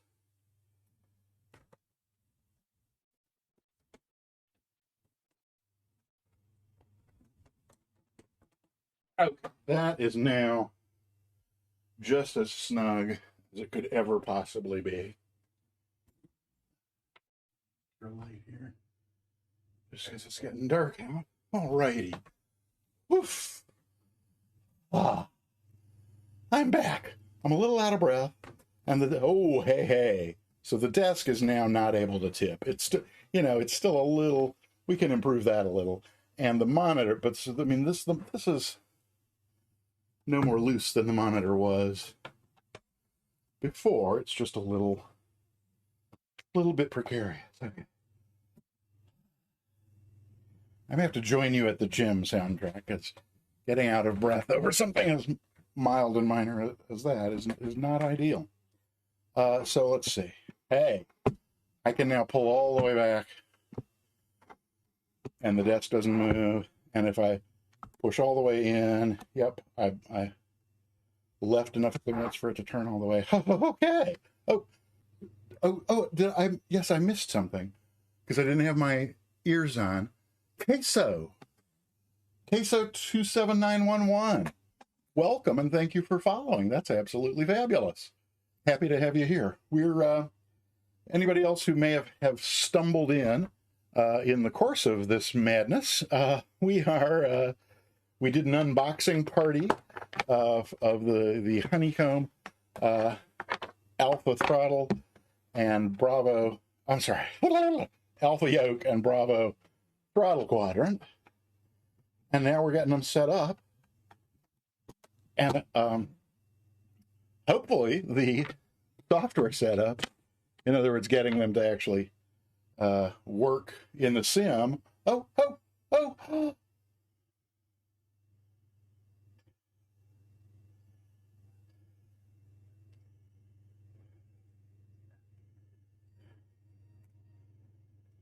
DeLorean is back. Welcome back, DeLorean.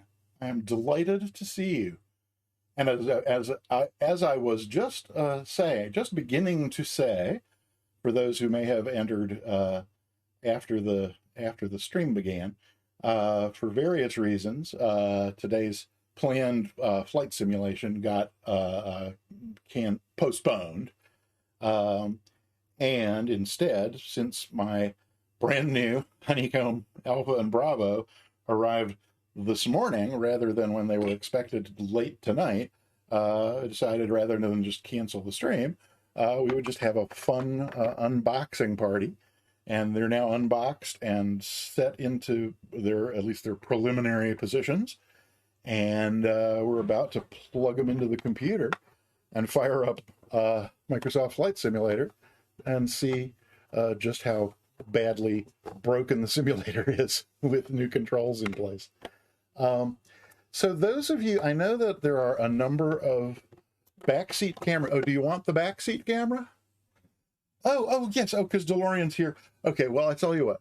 I will switch to the backseat pilot camera, and as soon as we get there, I'm going to not talk for a moment or two because I'm going to add the alerts so that I don't miss anything else. So, yes, DeLorean, here you are. Well, and you can't really... Should we adjust that a little bit? I think we should, because that was good for the unboxing, but I think now we want to be able to have a somewhat better view of the two pieces of equipment. So let me see if I can do that. I think if we come this way a bit and probably down some, boop, and tip it down some.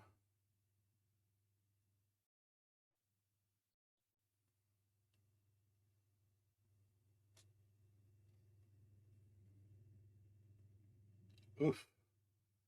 Sorry, that's not, and that makes it a little bit close. Let's see what happens if we go over here.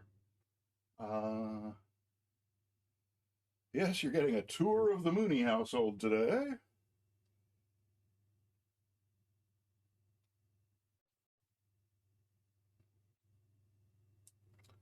The lighting is not really great, too. I get some...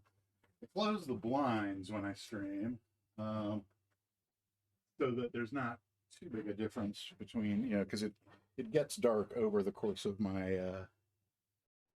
I think that'll do. So, yes, DeLorean, behold the new Alpha and Bravo. Where's my headset? There it is. Oh, right. So that's, again, bear with me just a moment.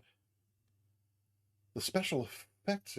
Oh, no, Club Teak, you must have been getting your drink. I actually used some books to wedge in between the monitor and the hi-fi, and so now the desk doesn't try to roll forward like it was doing before. Capuchin Steve, welcome on in. Good to see you here. So give me just a sec. Wait, there goes America's ass. What did I miss?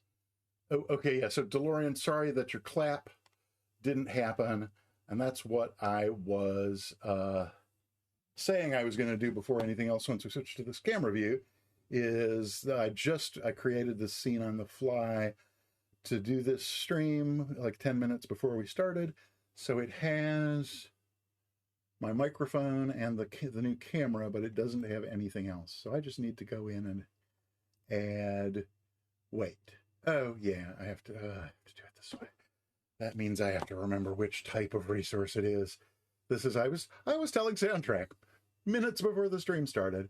This is the one thing in OBS that I just absolutely hate, is how they name the different resource types. So I have to remember that an alert is a browser resource, is it not? Because my alerts live on a cloud. Let me go back to, no, that's what we wanted. Let me go to alerts and properties. Will that tell me? Probably not, because it's what I need to know. Yeah, but it is a URL, so, ooh, and now wait, isn't there's a copy, isn't there? Let me see. So, cancel that. Is anyone advising me over here? Stream Deck is your friend for... Oh, Tyro, I got no problem switching scenes. This is the difficulty here is I needed to create a new scene on the fly minutes before we started the stream, because I rushed out and bought the second webcam like 15 minutes before the stream was supposed to start. And so I set up a new scene with the mic and the new camera, but that scene doesn't have, like, for example, the alert sounds, which is why I didn't hear your hear your bit cheer come in or anything else like that. But I think if I go to the scene with the alerts, I can copy it, I think, and then go to our new studio window. And can I just paste reference? Oh, I think that worked. We'll find out. Oh wait, that's alerts but not commands. So let me go grab commands as well, because those we can test for free. Commands, copy, back to the backseat pilot scene, and paste reference. That seems to be there now. Somebody want to give me a sound command in the chat, and we'll see if that fixed it. I'm hoping that we can get a. Of course, I could put a. There's a clap. I got it in my ear. I got it on my monitor for you, so you should be hearing it. Is that, if you are, that's great. And now that I know that it's that easy, I'm just going to take one more moment to go back here and get the welcome sounds, because it was so lovely hearing the bot finally do what I wanted all along, which was when DeLorean came in, it just automatically played his welcome sound for him, and I like that. So we're going to put that into this scene as well. Okay, we are now, I'm pretty sure, good to go on this scene. So, volume drop as well. Really? If we were having that before, why on earth would that be? Because there's only, the level sliders don't change when you go from scene to scene. We had it before when I went from the flying scene. Yeah, 20% is what Soundtrack said a few weeks ago. We had this between two other scenes. Are you really? Because it's cobbled together out of. There was nothing to be envious of in my setup prior to the arrival of these two things. So that's but thank you. That's cool. Yes, and welcome back. I think you were here. Were you here earlier, or was that in Sim Caesar's chat? Thursdays tend to blend into a melange, if you will. And as Sim Caesar does his bonus stream, which leads right into my stream, which then, if I'm able to talk for 4 hours, leads right into Sim Caesar's regularly scheduled stream. Oh, gotcha. Yes. Well, I hope your thing went well, and we're happy that you have brought your thing here.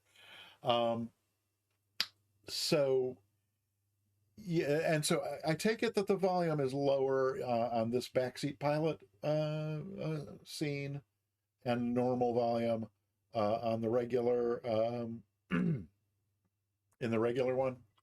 Because I did figure out what that was and correct it so that stopped happening between the other two scenes, so I should be able to figure it out again. I guess I need to keep better notes.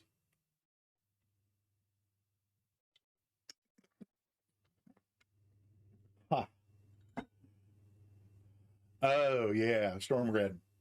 Yeah, I kind of almost told the story before, but decided not to because it might be sad for some people. But yeah, my it's just a piece of it's from a number of sheets of 4 foot by 8 foot sheets of 3/4 inch ply amplify. It's good to see you, Tristan. Welcome. Happy to have you here. It was already cut to this exactly perfect size and waiting for me in the garage because let's see, today's oh gosh, it's coming right up. Today's the 12th. So yeah, 2 weeks from yesterday, 13 days from now, it will be 5 years since my late husband passed. We were together for 37 years. Only married the last few of those when the Supreme Court said that they would acknowledge that we had been together for 37 years and we're going to continue being together until one of us died, which sadly did happen. like I said, it's about to be 5 years ago. So yeah, but it was kidney cancer. By the time they found it, it was so far advanced. I mean, they valiantly, he very valiantly tried a lot of really awful treatments, and none of them worked. But so during that, it was 11 months from when he was diagnosed until when he passed. And so during a lot of that, he was in a wheelchair, and I needed a ramp, and the only commercially available solutions for ramps were many, many, many, many thousands of dollars, and I just wasn't going to do that. So I went to the Home Depot and bought 4x8 3/4 inch plywood and a big old stack of 2x4s, and built a ramp that we've got. So there's like a central hallway, and then a laundry room off that, and then the far side of the laundry room leads out to the garage. I'm sure you've seen this kind of setup before. And there's just, in the garage, there's just like a little 3x3 platform, and then a set of 5 stairs going down. So I essentially built over the stairs a like 3-foot wide ramp that started at the platform and ended like just shy of the garage, where the garage door when it closes. So it was a nice gentle slope, and it was built like heck. So it was incredibly sturdy. So yeah, then after he passed, I basically just took that all apart and stacked the wood up out of the way. So yeah, when I decided to start streaming a couple months ago, so the first year and 3 months that I was doing flight sim, I was, instead of sitting here, I was I keep talking to you over there on the camera where I've been talking to you for 2 months and forgetting that you're over here. So I think I am going to switch back to that. Also, since the volume is lower on this one, we're just going to switch back to my desktop view. Where was in that story with the lumber and oh yeah. So the first 13, I think months or 14 that I was using Microsoft Flight Simulator, I was, rather than sitting here at a desk, I was sitting back there on the sofa with 3 of those little tiny, folding TV dinner tray table things. You know what I mean? Those little tray tables that you can fold and put away. So yeah, volume was quieter on the other view. Volume was quieter on that other view. Now that you notice, now that I switched around, yeah.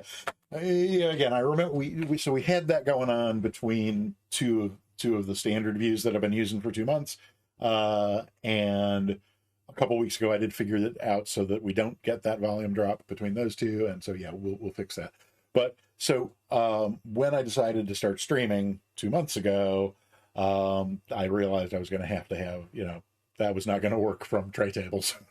So I thank you for your compliment, Stormgrad. Yeah, testament to love, absolutely.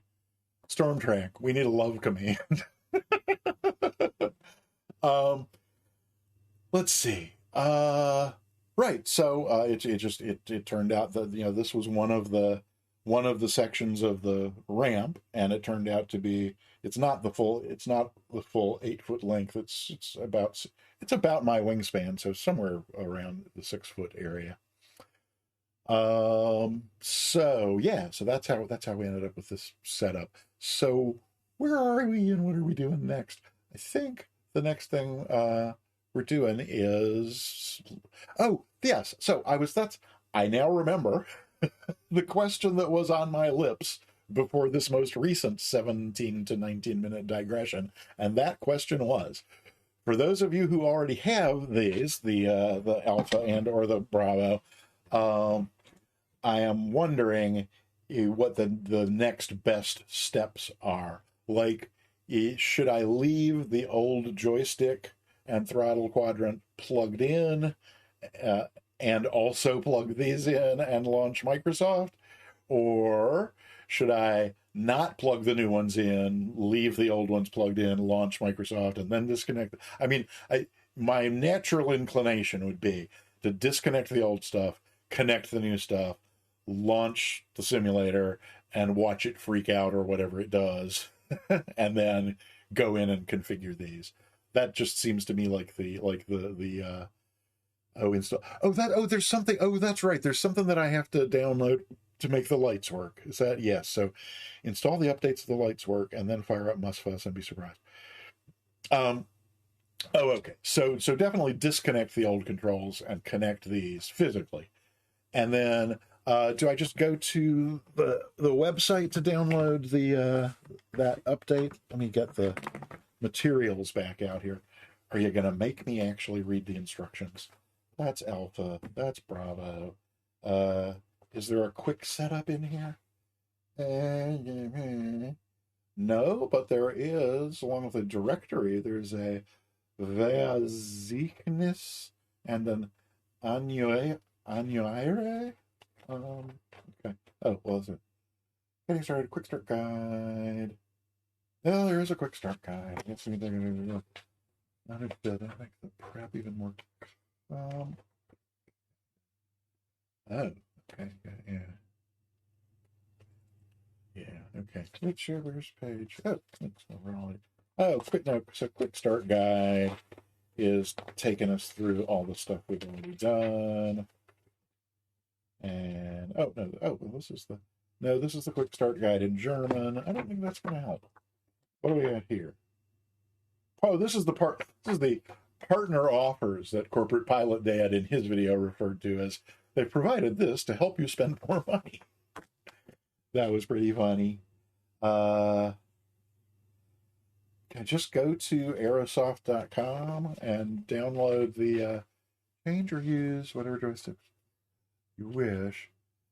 Oh, yeah, got you. Right. Well, I'm not, well, actually, so I had a second joystick that I've used to control the drone camera, so that one's staying. So it's actually just the joystick, my flight joystick, and my old throttle quadrant that are coming out. And I have no desire to continue using either of those for anything. So again, that's all in German in the back. So is there anything about that's all doing the hardware, mounting solutions, installation, setup.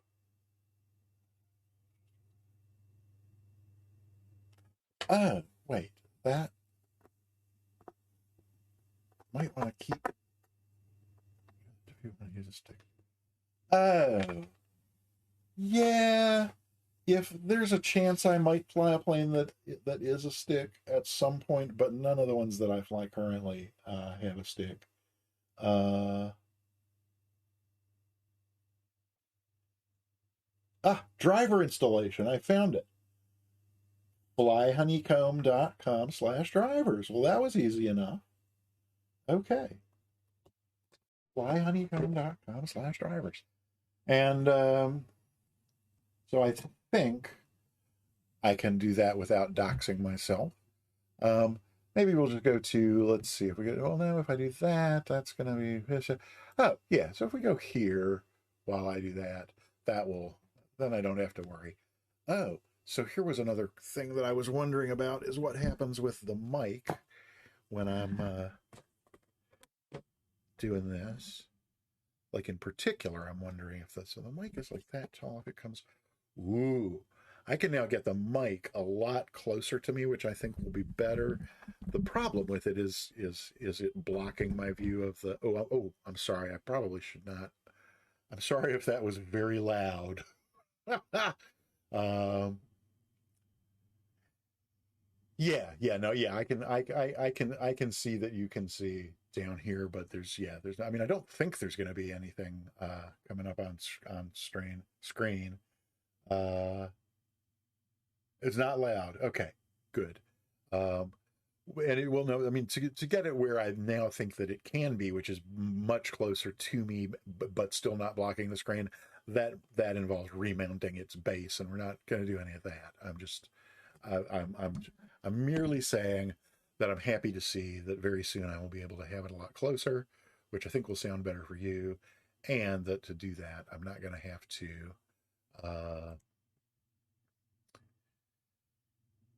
I just completely lost my train of thought because I'm trying to think of two things at once. Now okay. So now here's the next space the final frontier. Can I adjust the keyboard on top of it for now? Well, for the moment, I'm going to, because there's no other place for the keyboard. This is what I was worried about, ladies and gentlemen and other gentle beings. Okay. Well, what's now? Now I've forgotten what the website is. It is this is must see TV right here, ladies and gentlemen and other gentle beings. Boy, if I had the luck to, you know, stumble across a channel playing content like this, I would never leave. Honeycomb. Fly honeycomb.com/drivers. I'm not a smart man, Jenny. Okay. View down. Operating system. Microsoft Windows 10 and Microsoft Flight Simulator. View downloads. Downloads. Pretty pictures of our products that we have now. Okay. Microsoft Flight Simulator. Download now. Okay, gonna do that. There's a zip file. And we will download that. And wait, did it do it? If it did, it was lightning fast. Oh, that was the other soundtrack. Did I tell you about my my internet speeds? I don't think I did. There have been so I earlier in the stream I took up a lot of time telling people about my Wednesday, or really the 48 hours between my Tuesday stream and this stream, that had one really irritating thing that's ongoing and making me very unhappy, and then just so many wonderful things, of which the Alpha and Bravo were one of the main things. But I'm equally happy about the two new monitor mounts that have solved a lot of headaches for that as well. But did I tell you, Soundtrack, about the internet speed thing? I don't recall having done so. Let's come on. Let's get to show in folder. No, I didn't. Okay, so yeah. So I had let's see. What is this going to do when it unzips? No, I think I want bear with me while I do the wrong thing a few times. Going to do with extract all. There we go. Extract all. And downloads.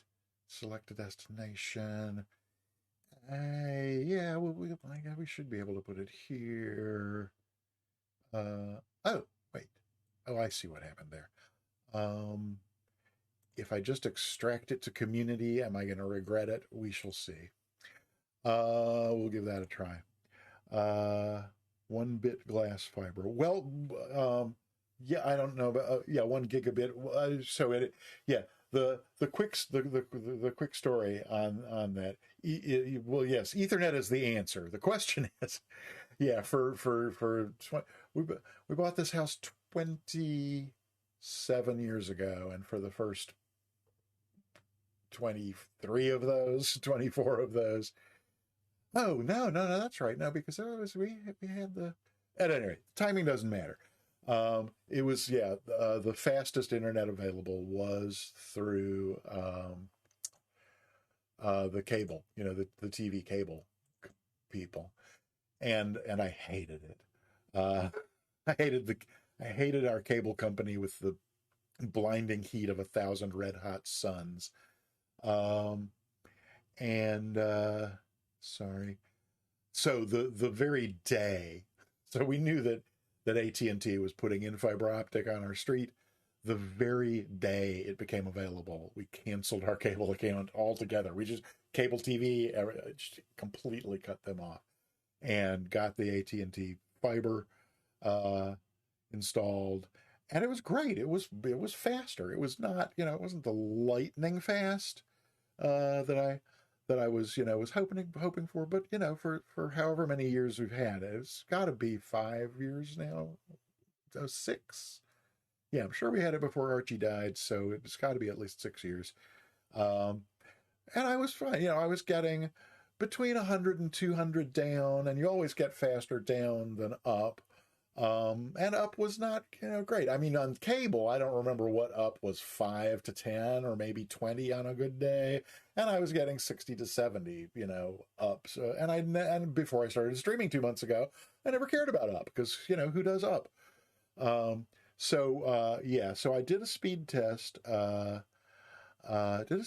yesterday. And so I unzipped that into community. Oh, I could sort by date, couldn't I? Duh. Oh, well, I see an FSX profiles Alpha and Bravo TXT. I guess I was expecting to see a folder or something more than. But there's nothing. That's weird. Well, let's see what the text file says. Yeah, so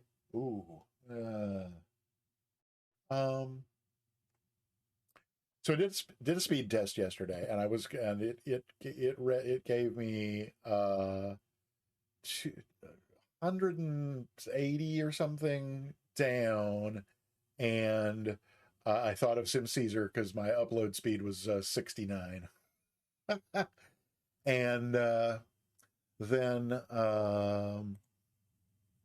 I got out the new network cable that I had bought last month for something that I ended up not using it for, and plugged the gaming laptop directly into the modem and ran the speed test again. And so download went from 180 to, wait, I wrote these down because I didn't want to forget them, because I was impressed. Where did there. Yeah, download went from 180 to 778. I was like, wow. Like, will I be able to notice? So, I mean, the first thing I did was start going to websites, and yeah, stuff that there used to be a 1 or 2 second beat while it would pop in the new thing. I mean, it was, like I said, it was perfectly fine. It was fast. It wasn't like I was waiting for things, but it was noticeably faster. So 180 to 778 on the download. Upload, which was 69 over the Wi-Fi, went to 905. So I thought, I wonder if this will help with stuttering. Hey, Mariner Halley's here. Welcome on in. Good to have you here. Why did I not hear an alert? Why is there not a... Oh, no, I didn't hear an alert because we don't have a welcome sound for Mariner Halley yet. We're working on it. Wow. Yeah, so 905 up. So I mean, I'm thinking, maybe fewer stutters. Maybe, I don't know. We'll see. Haven't seen the yellow, orange, or red light since we started this stream. Let's see, what do we got? Live, 2 hours, 48 minutes, and we have dropped 0 frames. Yes. Okay. So, I don't know where to look for what I just downloaded. So let me, okay. Bear with me for a moment while so I'm of an age that when people speak of people my age in regard to the computer, they tend to either say, yeah, he's not good with the computer, or oh yeah, he is good with the computer. So I'm in the good with the computer. That's the demographic I fall under. But even I have my moments. So where did I put, what's in this? Anything? No, nothing. Good. So I can go back to downloads and boop. Copy that. Not that big. Wait. So this zip file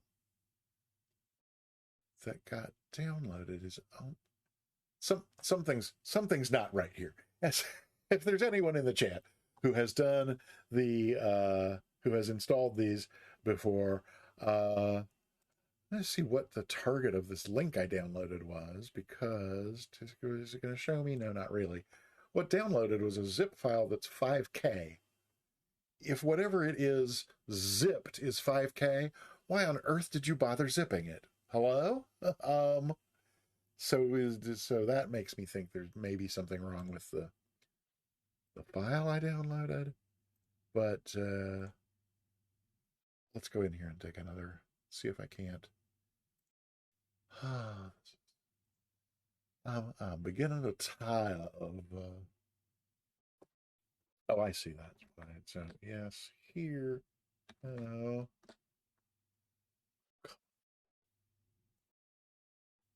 oh, right. I can go here. More riveting content for you.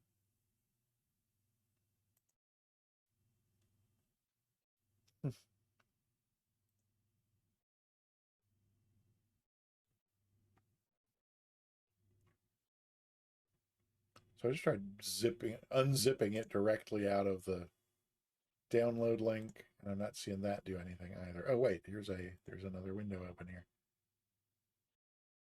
Oh, it's a no. What the? Yeah, now this zip unzip app is.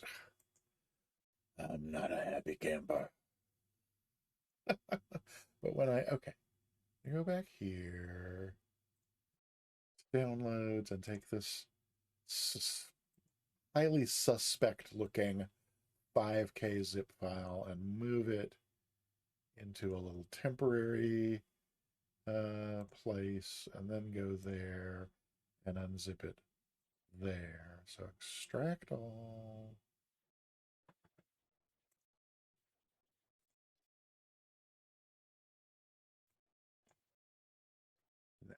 Browse here. Select folder. Wait. No. Why is it doing that? Browse. Here. Select folder.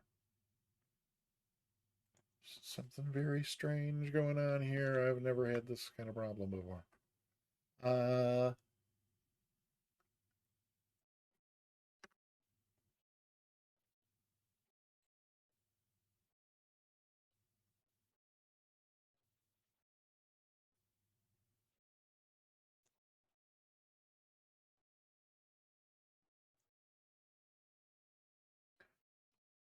Okay.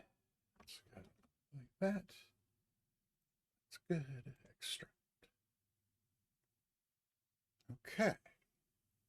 Well, that's what. Oh, there's an fsx.json file, or however. How do you kids say JSON these days? I don't know. I kind of lost the thread of how of current popular culture things like, is it GIF or GIF? That's about where I lost the thread. You don't need a configuration tool. You only need this software to light up the LEDs. But I want the LEDs to light up. JSON, but is it JSON or Jason? Like the name Jason. I mean, I would look at that and say JSON, but maybe it's Jason. Okay.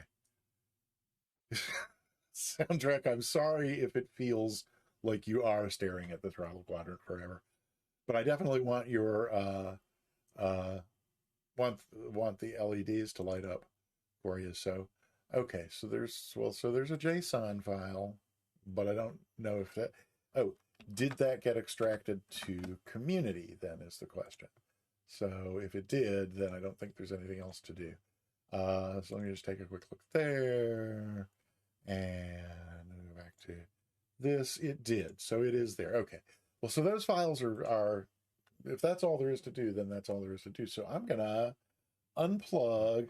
If you only have the zip with the JSON, then it might be the wrong download. The other one has an exe in it. Well, no, so I only saw. Okay, let me. Oh, that's so good to know. I really only saw the one, but so this is the downloads page, and seriously, okay, this is the downloads page. Download Honeycomb Yoke and Throttle software. To customize hardware functions, Some flight simulation programs do not require this program. Okay. But operating systems, Windows 10, it lists Microsoft Flight Simulator. Then, oh, wait, did I? Oh, hang on. Hang on. Oh, this is for FSX. It's not for MSFS. Duh. Oh, wait, now, wait, but so, okay, now wait, no. This is, so this, shame on them. This is inexcusable. There's, can you see? No, I'm going back to the desktop so to see if you agree with me that this is just inexcusable. So, here's our Honeycomb Aeronautical downloads page. Yes, with beautiful pictures of the stuff. Download the software, operating systems, Windows 10. So Flight Simulator X, I believe, aka FSX, yes, prepared all these versions, X-Plane 11, or Microsoft Flight Simulator, which I believe is officially called Microsoft Flight Simulator 2020. So but clearly they're referring to those two. I mean, you don't have to be too smart to know that they're talking about FSX and MSFS here. So, but then we come down here to the download section. So here's our prepared 3 different versions. Here's our X-Plane for Windows or Mac. Those are crystal clear, but this one's formatted differently. So we have Microsoft Flight Simulator download now. And this, I think this is the one that I clicked on, but since what's showing up is called FSX, I'm guessing maybe that looked like it was maybe just, bright, bold text, because this was like the real, I don't know what my mind did, but we got our one logo over here, and then I just think this is inexcusably unclear. If there should be 2 items, this one should say Microsoft Flight Simulator 2020 with a download to its right, and then this one in equally big print should say FSX or Flight Simulator X, and in parentheses FS. It's just not okay. I will stop my bitching now. Oh, I turned. Well, it's not. This is not a no swearing stream by any case, but I let one rip last week, and people were shocked. I tell you. Here we go. AS Honeycomb MSFS 6.zip. Okay, we are now on the trail. Yes, absolutely. Okay, well, that downloaded just as quickly. Let me go back to go in folder and go back to this one and go over here and just delete the FSX junk. Thank you, Aerosoft, or whoever you are. Then we can go back to this one, and I'm just going to move this again over to my little temporary hidey hole for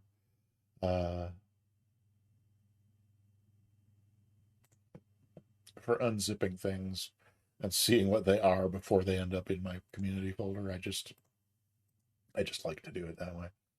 So extract all. Oh,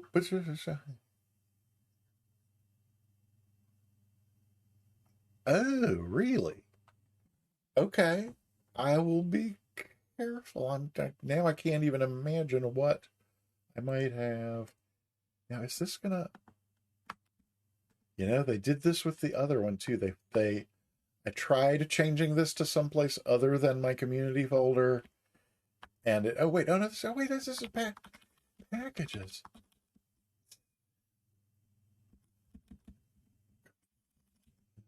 Okay, well, fine. We'll do it there. And there we have a folder with an exe. Now, do I run the exe, or does this need to be so? For new MSFS, you don't need a configuration tool, and you only need this software to light up the LEDs. Hey, that's just what you said. The rest can be made inside the simulator. As soon as we can access more functions inside the new simulator, we will give them to you. Change log. Okay.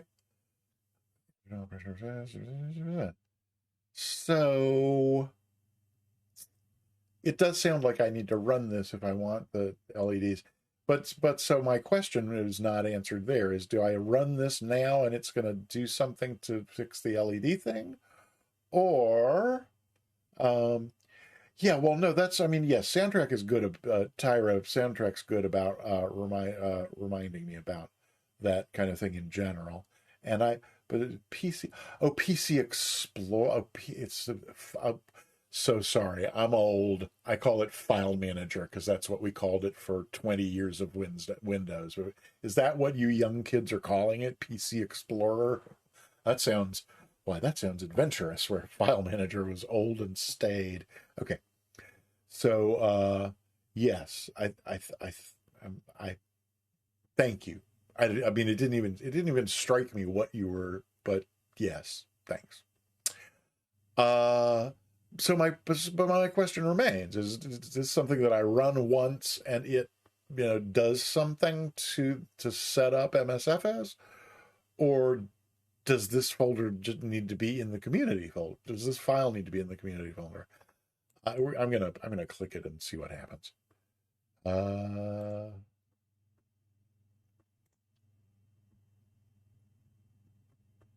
Oh, so it's a setup. Okay, good. Well, that's what I was hoping. But close all other apps. Well, that's not happening with OBS. I don't think I really have anything else open of note. No. I accept. Next. Install. Okay. I thought it was okay. Finish. Okay. So that would seem like we're done. So then I think the only remaining step before launching the simulator is to plug the darn things in. And is there anything else open down there? No, so that should be fine. So yeah, if you'll excuse me for a moment, I'm going to take off my headset and work my way around to... you know what? Actually, I think I don't even have to... I'll put the headset back on because I thought I had to go around... I thought I had to go around the back of the computer, but I don't. The USB hub they're going to plug into, at least for now, it's right here in front of me, so we can do this. I would say without further ado, but that would be the 137th time I've said it in this stream, and it has not proven to be true even once, so I'll spare you that little lie. Okay, so let's try that one. And this one. Okay, well. Oh. Well, that's not what I was expecting. Oh, I see. Okay. Well, so the new camera. Oh, Lord, I gotta be sure I don't. Okay, it's this one. The new camera is taking up, I'd unplugged the USB hub in order to, because it was the only thing it was doing was the flight controls that were being removed. And so I just unplugged the hub and plugged the new camera in directly. But now I need the hub because there's two controls. And that would seem to be it. Ooh, setting up a device. Setting up your throttle quadrant. That's exciting. This. Ooh, I don't want to create eddies in the space-time continuum. Is? Oh, come on. Please? I'm in peril of disturbing the other USB hub through which the camera and mic are running. And if I do that, they will disconnect, and yay. I have successfully extracted the Thrustmaster T16,000 dot T dot, so whatever. It's a 1 and a 6 and a lot of zeros and a T and a period. So this is now disconnected from the computer. Those are now connected, and it says the devices are ready. I don't know if this is, probably need more light from the front for this gag to work, but I'd like to thank the members of the Academy. No, we're done. We're done with that. Let's see. Okay. Now. Suspense is terrible. Yeah, I hope it lasts. Oh, yes. I remember. I had forgotten all about that line. I saw the stage musical version of Willy Wonka right before the plague hit. A friend of mine gave me season tickets for the local Broadway tour kind of thing. Austin and Tom. That's like cake meet icing. Icing meet cake. Hey, delighted to have both of you here. Where is my... I keep losing the mouse for the right, for the other one. Oh my gosh. That does that let me do with the uh-oh and a there and the that, but then I have to right like that. It's the things Twitch puts me through. They're almost as unconscionable as that honeycomb thing that we just saw. There we are. Well, welcome on in, Austin. It's so good to see you here. And Tom, thank you so much for being here as well. And yeah, I got a let's see, we can I think we can still switch to the other camera view, although the what am I looking for one over the thing over here. There we go. Okay. Yes, let me take a quick swap over here. My apologies in advance. Those who have been here know that when I switch cameras, the volume is going to drop a little, so we won't stay here long. But yes, I have the lovely new, I must have disturbed that thing because the camera is frozen. But I do, let me see what happens if we do video capture device. And I think if I just deactivate and then reactivate, maybe that will, yes, that causes it to come back to life. I think there may be a little blank screen there. Yes. So Tom, I now have the new Honeycomb Bravo throttle quadrant and the Honeycomb Alpha yoke, and I couldn't be more thrilled with both. Ooh, and I just don't, can you see it? I didn't notice this before, and can I reach that? No, it's not worth it. But look, there's this like this LED backlighting in the panel. I think I'm pretty sure, I was sure from watching videos that I was going to hate it, and now that I see it, I'm still pretty sure that I hate it, and I'm going to turn it off. But it's really cool that it does it, whether I want it to or not. Tom, we did. It only took us 2.5 hours to get through the unboxing, between digressions and dad jokes. And then it only took another hour after that to like actually get them bolted down to the desk where I'm pretty sure they're going to live, and that. So then we downloaded the setup and ran that, and made sure they're connected. And so just now seeing this 100% error. Oh, if I were ever concept, did I miss something? Sorry, I couldn't type explain. Oh, wait, what did I miss? There's that, and there's that, and then there's oh, where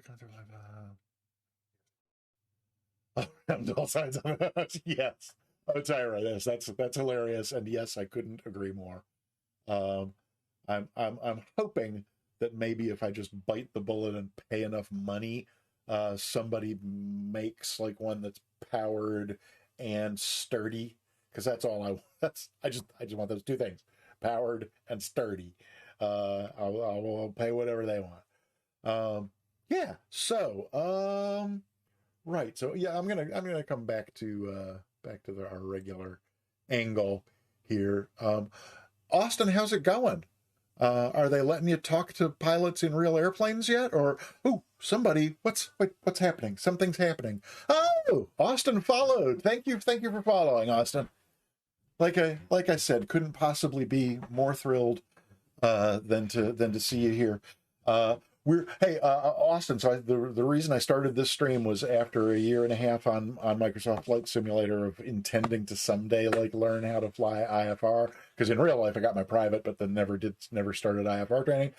So I got Microsoft Flight Simulator, joined right up with VATSIM, and then never used the account. So I'm doing the Boston, the VATSIM Boston ARTC. You know them as BVA, I'm sure. So I'm doing the BVA Wings Over New England program, and we have successfully completed the first of the. So it's 6 VFR and then 24 IFR. Of the 6 VFR, we have completed 1 through 5 successfully, and we were going to make attempt number 5 today for VFR number 6.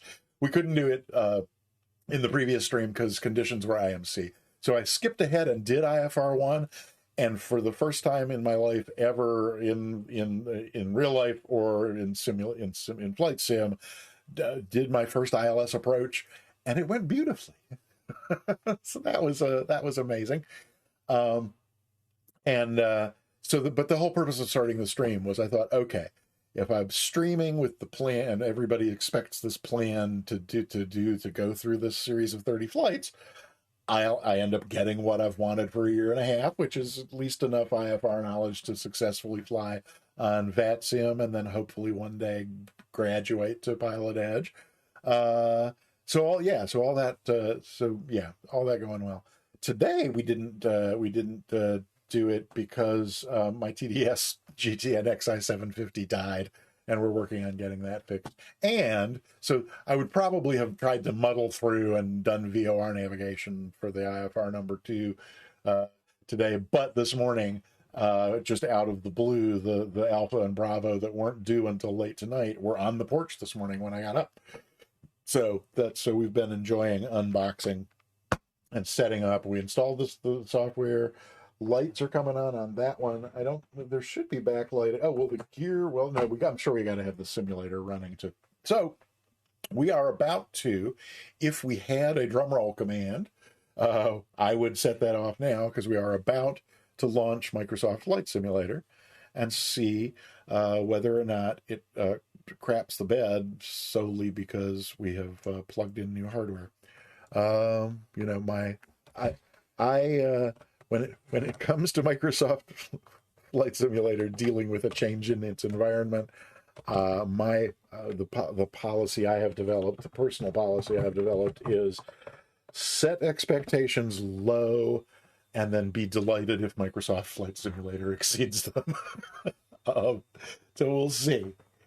Oh yeah, Tom, it isn't that I have a lot to learn, it's that I have everything to learn. But, I've been watching people simulate IFR procedures for a year and a half, and that definitely helped. In real life, I was fine. It took me no time to get for my instructor to turn over doing the radios to me, because that was no problem for me. I know a lot of people have that, whether it's stage fright or gun shyness or whatever. And so it really didn't take me very much time actually talking to controllers on VATSIM rather than being panicked and imagining talking to controllers on VATSIM. It didn't take me long. So I think I'm fine with that aspect of it, but it's just like actually learning how IFR works. Actual throttles to the ground. Yes. No, I had noted to myself mentally twice so far that we don't have the levers set up yet, and I was equally aware that I have just clicked the button to start Microsoft Flight Simulator, meaning if any of you needs a beverage or a bathroom break, now would be a fine time, because you have 17 to 23 minutes before the simulator is ready for us to do anything. Well, I tell a lie. There. I have yet to get a good feel for how the if there's any effect, any impact. So there's clearly an impact on a number of things with the new super fast uh, internet speed. Austin, before you came in, I was just telling folks. Sim Caesar actually made the suggestion. I was on my Tuesday stream. So Austin, I'm here every Tuesday and Thursday, 3 p.m. Eastern, 3 to 7 Eastern, and hope you can join us again. Um, but in my stream on Tuesday, I was having some difficulty with upload, uh, and getting those nasty. Wait, I think that needs to go that way, doesn't it? Uh, the little green light in OBS was going orange and yellow, and are these unidirectional? It sure seems like they would be. I mean, they're bent in a way that. Why did I? Oh, I grabbed a blue one. That might explain part of the difficulty. Um, uh, um, at any rate, having trouble with upload, and some Caesar suggested, have you tried switching from Wi-Fi to a direct, to an Ethernet cable connection. Is that the right order? That is the right order. And I had not tried that, so I did. And Austin, my down, switching from Wi-Fi to an Ethernet cable to connect the gaming laptop to the modem. My downloads went from 180 to 780, but my upload went from a SimCTE 69 up to 905 up. So that was pretty exciting. Okay, so the levers are on the backseat camera again. We're going to switch over there. Okay. Cards got hot and loose stability. Yeah, Wi-Fi. So like the Wi-Fi. So that's. Is it? Do you call it a card when it's in a laptop? I don't know any of the new terminology enough to know about that. But yeah, I'm sure that's that. I hadn't thought of it, but that would be one less heat source inside this little paper thin sliver of a box. But yeah, it's the contrast is not good in here, but I think I got them in the right position. Black on the left, red on the right. We're going in the Warrior. It's only got 2 levers, so I picked those 2, and I'm sure that's the way they go. Black on the left and red on the right. We'll find out differently if it's different once we get in there. All right. Yeah, it's AT&T's my internet provider. Yeah. Will's Own Ants. Hi, welcome. Good to have you here. So we got the world map open. Do we just jump in the airplane and see what happens, or do we do? I guess we actually. I'm insane. I can't believe I asked that question. We obviously need to go to options and set that up. So let's do that. Options, controls, and I got a keyboard and a mouse. I sure hope all my keyboards bindings didn't get affected, but we got Alpha flight controls, Bravo throttle quadrant. Oh dear. Oh yeah, I unplugged my. Okay, I'll worry about that later. So I am keeping the one flight stick that I use to fly the drone camera, but and so I'd forgotten that I had unplugged that, but I'm not gonna. That's not part of this. That's not part of this stream. So we will. Alpha flight control. Does it come with any kind of like default? I see. Huh. So it comes with some preset values. Yes, master and alternator. Right. So that's 19, 17, and 19 is. I'm gonna put my keyboard aside until I need it. 17 to 19, yeah, is what I think what it is. Okay, so alternator, and then okay, right, mag start. So these actually, oh yeah, so they that's cool. I think off, right, left, both, start. Right. Okay, good. So those all work. And so the same with these, I take it. Alternator is different from battery. Okay. That must be because some planes have one and some have the other, right? I don't know. And then, oh, avionics. Oh, we got avionics bus 1 and bus 2.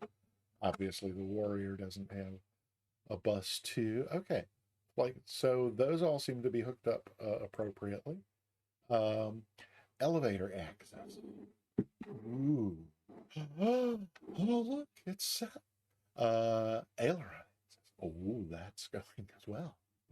Oh, I can't believe I've gone an entire 3.5 hours without hearing in my head Sim Caesar going, ho, ho.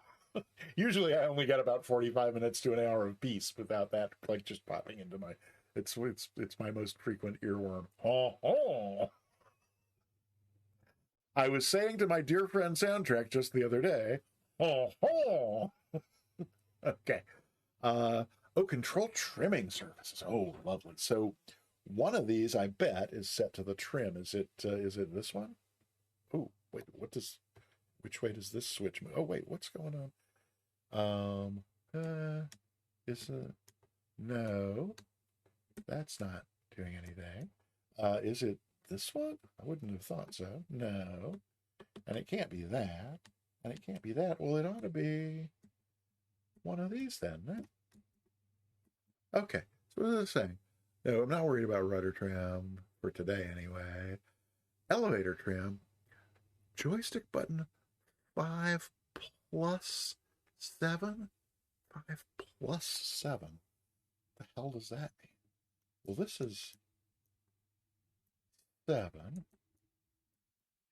Oh, so that doesn't... Oh, soundtrack, that's funny. Those don't seem to be doing anything. That's interesting. Well, let's look at the lights, and we'll come back to trim in a moment. Although I'm hesitant to take off in an airplane with no elevator trim.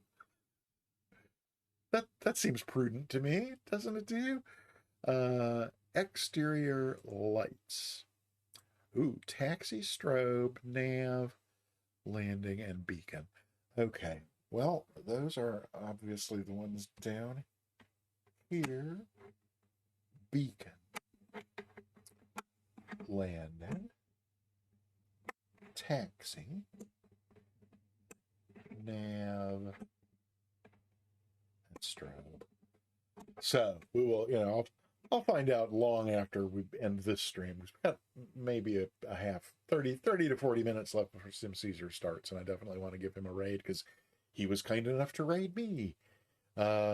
Most Thursdays, Stubborn Old Gal streams, and so I'm used to him raiding her on Thursdays, but he was kind enough to bring folks our way today. Is Sim Caesar, are you still here? Sim Caesar! Sim Caesar! Sim, are you here? Sim Caesar, are you here? No, I know he's not, because Austin is here and Sim Caesar didn't say anything, and if Sim Caesar were here when Austin came in, we would know that Sim Caesar's here. Okay, autopilot. Oh, that's a good thing to have right there on your yoke. Oh, toggle it on and off. Oh, that's right, because all the panel is over on the other one. But toggle it on and off ought to be button 4. Is it the red one over here? I would expect it to be.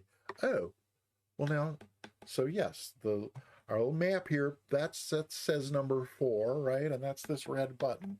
So maybe it just doesn't do anything like the other ones do. What happens if I search for an... Oh, now when I search and push this button, nothing happens. That's a little concerning. Well, so I guess we just get get in the airplane and see what some of these things are. But let's see. Oh, and I'm sure the rudder pedals. Yeah, we don't have to look at that. So I mean, I'm just going to take a quick look over here, just because I'm seeing these things for the first time. Radio, VOR, joystick. Yeah, yeah. Wait. Oh, okay, fine. Miscellaneous. Plus and minus. Oh, well, but that would be this plus and minus on. Yep, okay. Oh, it's just calling this a joystick. I see. Of course. Uh, VOR OBO. So the OBS is on 18, which is where 17. 8. No, that can't be right. Uh,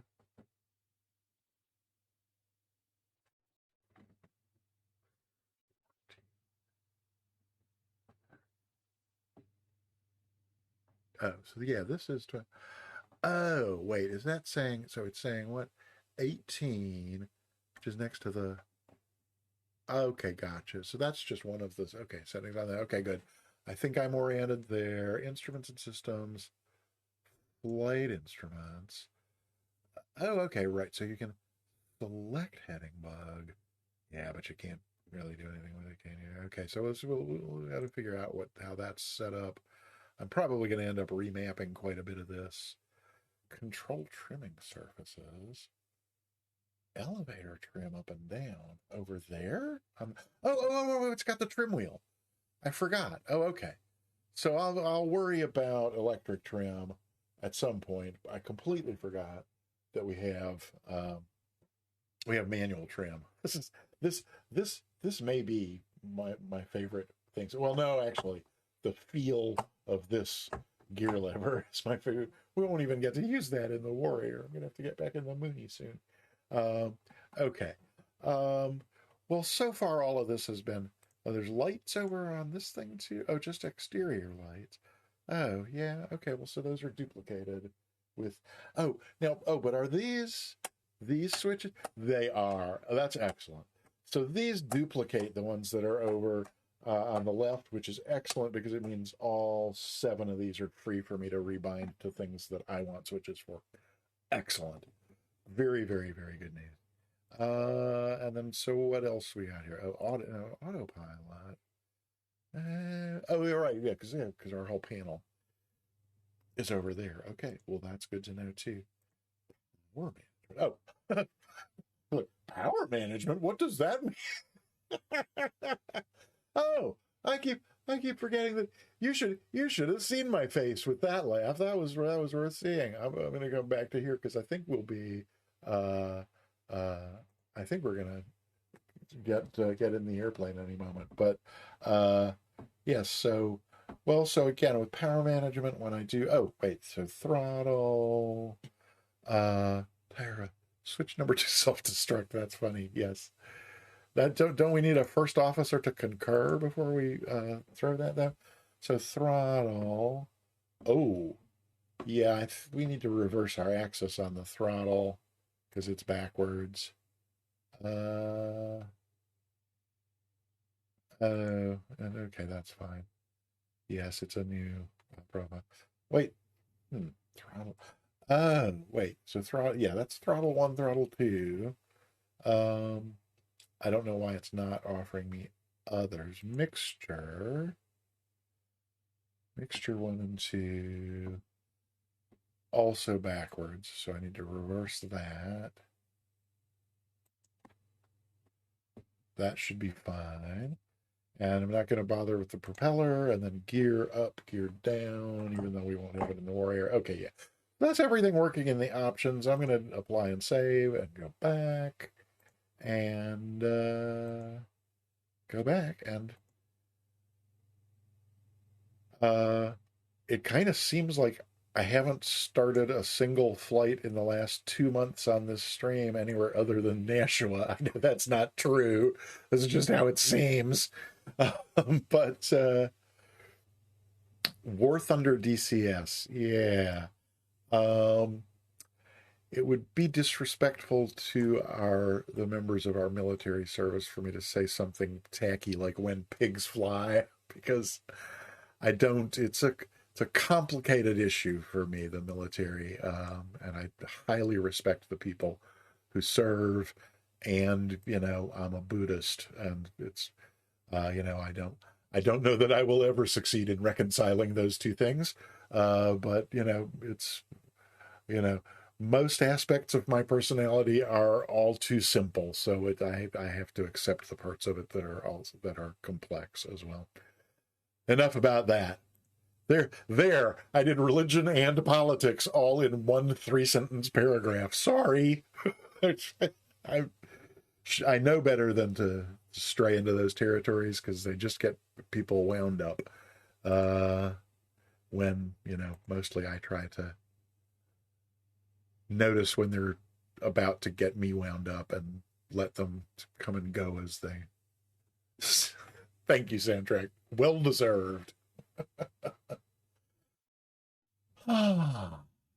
While that's loading in, I need to check on a thing or two over here. Make sure that's muted there. That looks good. Yeah, so now never mind. That's not, as they said in the airplane movie, that's not important now. Okay. This, what am I trying to do here? Here's what I'm trying to do here. I'm almost back. I just got to look at one more thing. I think. Am I right? I think I'm right. Okay. Yes. That's muted, which is good. And there's that. Very good. Okay.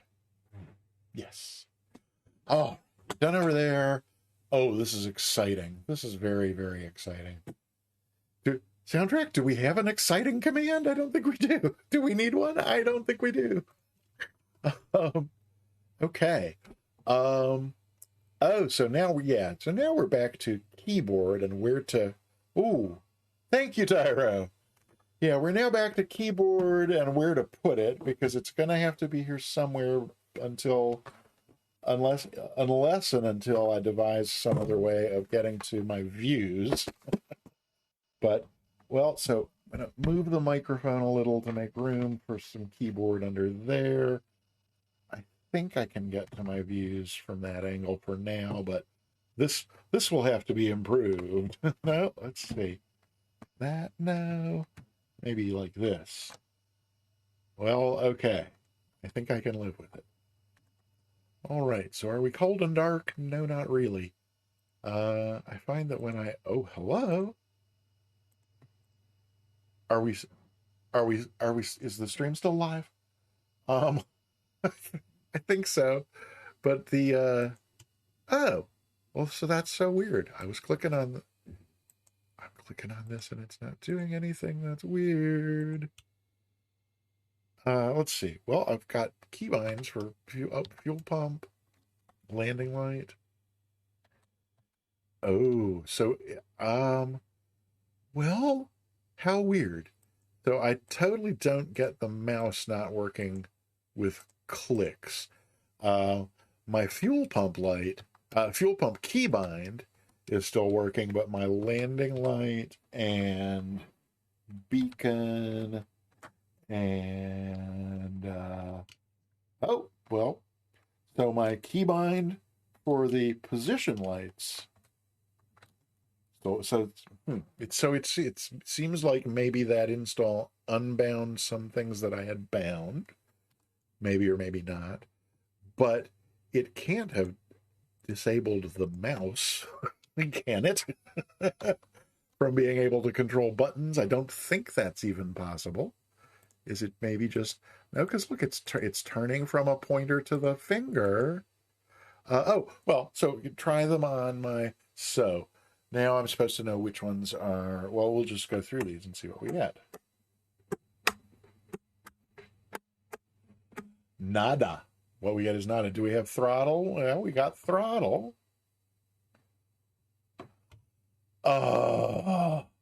We got throttle, which I reversed because it was going backwards in the thing. Oh, and we don't have mixture at all. Okay, well, that's so. I don't know what, if any, level of interest you might have in uh, watching a Alpha and Bravo configuration stream. I know it would be high on my list of potential viewing. Flip the switches on the Bravo. Yes, right. Might have actually been, yeah, rebound. Yes, good. Yeah. You're saying on the Bravo. Uh, well, landing light anyway. And that's the position lights. Okay, there's our beacon. And Pedo Heat. Have you seen that new streamer, Pedo Heat? I like him a lot. I think he does a great stream, and he's got a setup that is totally amazing. It's soundtrack 78. That was even worse than Flying Basil. I don't think we have Pedo Heat on our list, and we definitely should. When I sent you that message or reply the other day, I knew there was someone I was forgetting, and I think not on my list or yours. And we'll work on all that. But yeah, it's Pete, Pete, and then the letter O, and then heat is Heet. So Peteoheet. If we could, you should go ahead and give him a shout out, because if folks aren't following him, they should be. He's just a fun guy with a fabulous setup, and he seems to do a lot of GA. So for those of you who like, yeah, Kev, I agree. In fact, I think I only have a notion that I could call you Kev because I think that's what he calls you. If I'm wrong, please correct me. Or if you'd rather keep it formal and me call you KW for life, I'd be happy to do that. Tom, thank you so much for coming by. I appreciate you looking in. I hope you enjoy your dinner. Please give my fondest regards to Mrs. 787 and your son as well, if he's part of dinner plans. Or he's not local. Like somehow yesterday when you said you were going to fly with him, it registered in the right side of the brain as sitting down at a table, as flying together in an airplane. And then only once the left brain processed it did I realize, he means they're going to stream together, which means that my image of your son being local. Coming for a visit. Be there tomorrow night. That's great. Okay, good to know, soundtrack. So I think I was right. Pedo. That's why Pedo Heat came up, because it was one of these. It was bound to one of these. And what about avionics? Oh, hey, okay, that one works. So yeah, I mean, obviously, I'm gonna have to. Yeah, so see, here's battery and alternator, and although they're backwards, that's easily switched. But it's obvious that it would be unwise and doubtless unsafe to fly this plane until everything works, or at least until the things that can't be MEL'd work. Oh wait, flaps. Let's oh, okay, so alrighty then. That seems to be working. Parking brake? Is there a default? I don't think either of these has a default thing. So, mag switch. We didn't try that.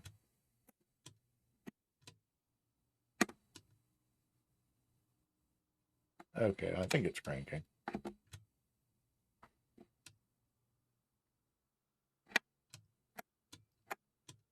Okay, not sure how that's supposed to work, but that seems to be.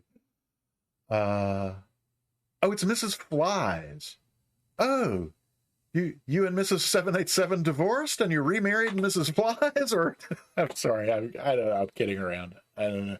How many years you two been together? If you're still there, I think I've heard you say before, and I remember it was impressive, but I don't remember how many that was.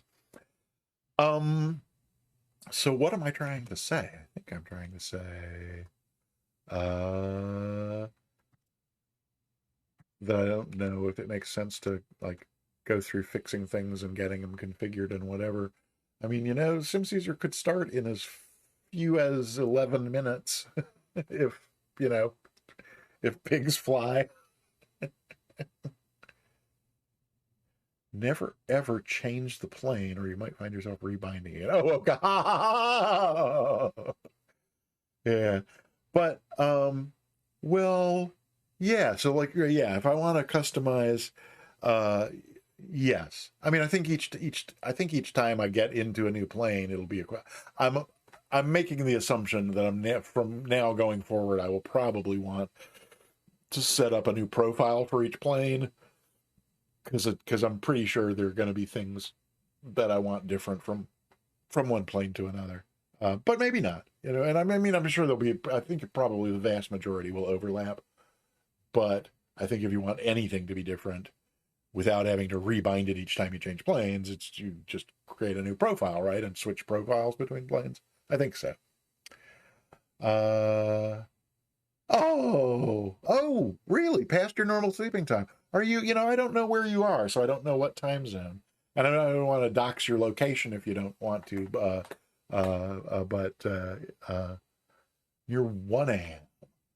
and it's 8, 9, 10, 11, 12. Oh, even further east than I might have guessed. And our friends oh, come on. That's time zone next. If you can locate a person based on time zone alone, I want to hire you as a private detective because there are some people I'd like to track down. Alrighty, so let's see. What are we gonna? Yes. Uh, well, I mean that's all like a whole North Pole to South Pole slice that's in that time zone. I mean, that could be the northern tip of Finland all the way down to I forget what the southerlymost land body in that time zone is, but there's obviously about 250 million people living in it, isn't there? 24 time zones, 6 billion divided by 24. Yeah, 250 million people. Yes, it does cut out the other 5.75 billion people. It really does. Yeah. Oh, shit.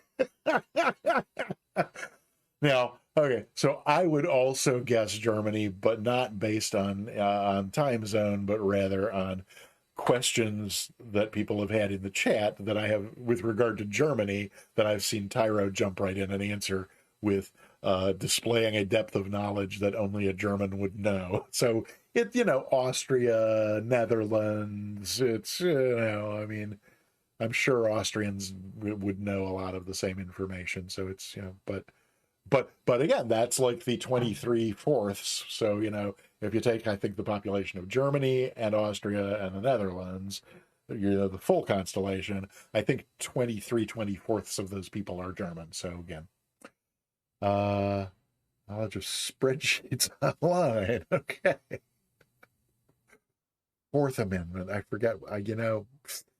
Just never knew them by number. I know the gist of the ones that have the most impact on me, but never did know them by number.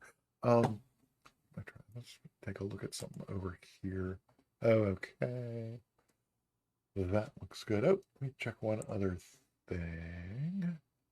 Like, oh, I gotta yes, there. Sorry, please pay no attention to the man behind the curtain.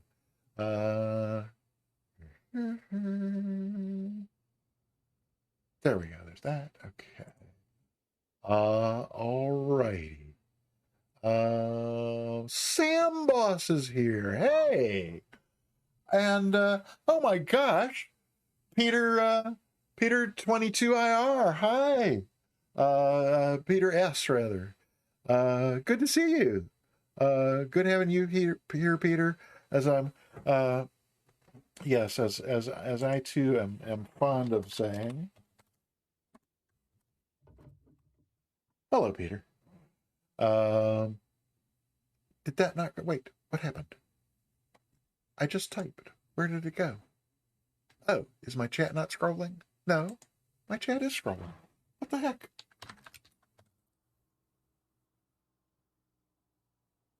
Ooh. Wait. So what is it? So H-E-L-L.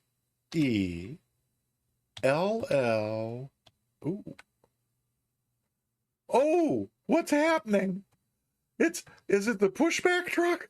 What's going on? Oh, and I don't have the joystick for the external camera, but we can go. Oh my God. Is he gonna... Oh, look, he's pushing me back. I did not even know. So is that H? So I was typing hello, comma, Peter, period. I thought I was typing that in the chat, because when Peter comes in, I say hello, Peter, and then Peter says hello, Peter, and then so that's our shtick.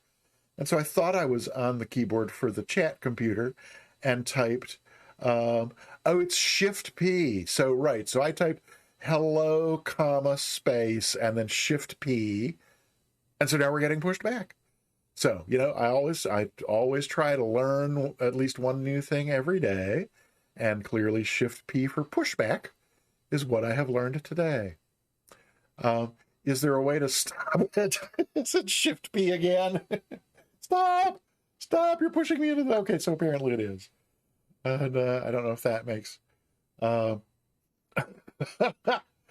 every time I load in here at Nashua, I have like two rampies in front of the plane, one of them on a truck, and I had no idea that I had the option of getting them to push me back.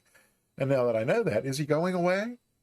He is going away. So this is awesome, because every time I've loaded in at Nashua, by the time it's time to go, my only two choices are either slew backwards, because I didn't know I could do this. So either slew backwards or just go ahead and taxi and chop one of the two of them in half with the wing.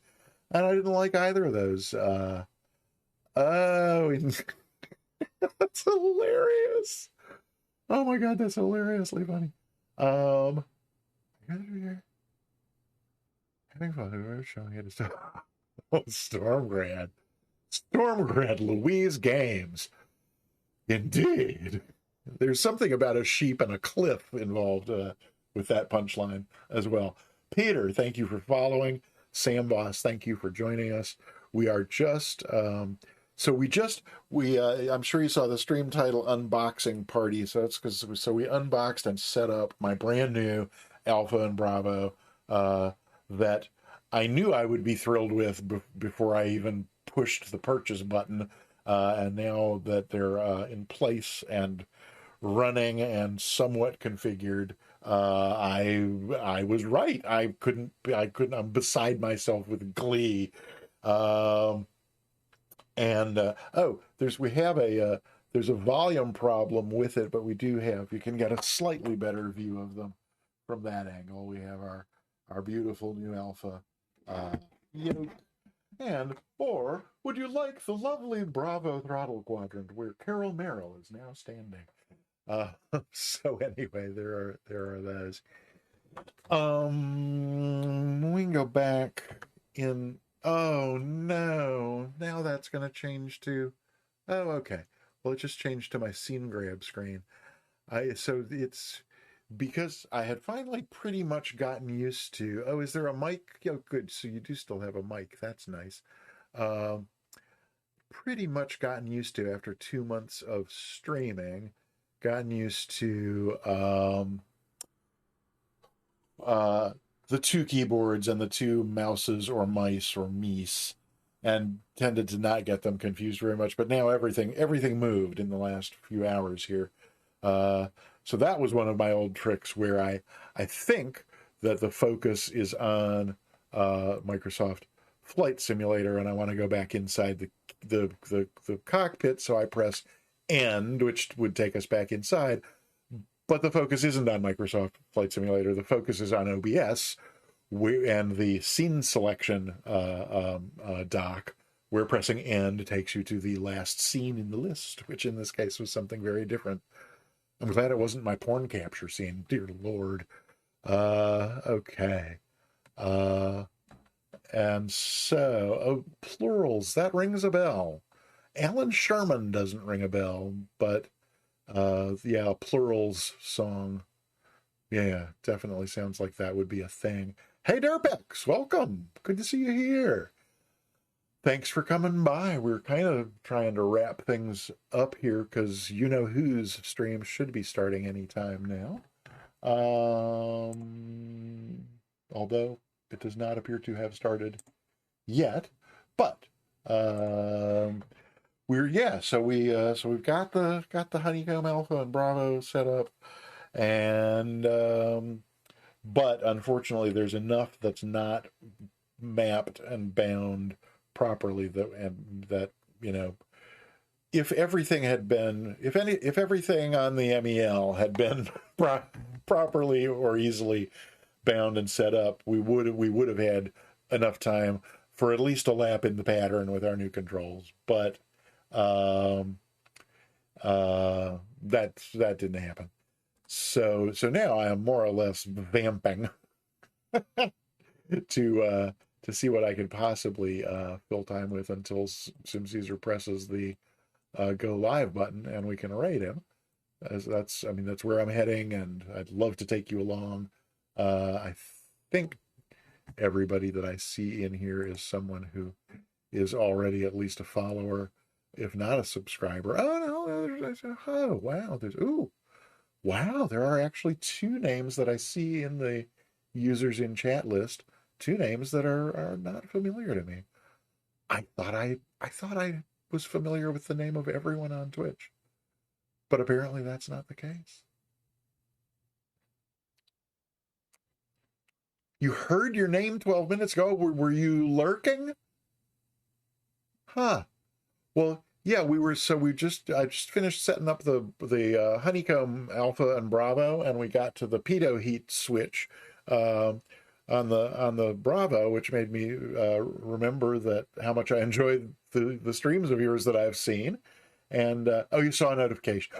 Oh yes, I had that going. That happened to me for the first time yesterday. I was sitting here working on something on the main desktop, and it involved OBS in some way. So OBS was running over on the right monitor, but I'm focused on whatever it is I'm doing on the left monitor, and then just kind of like out of the blue, I hear my follow alert sound go off, and I'm like, huh? I'm not.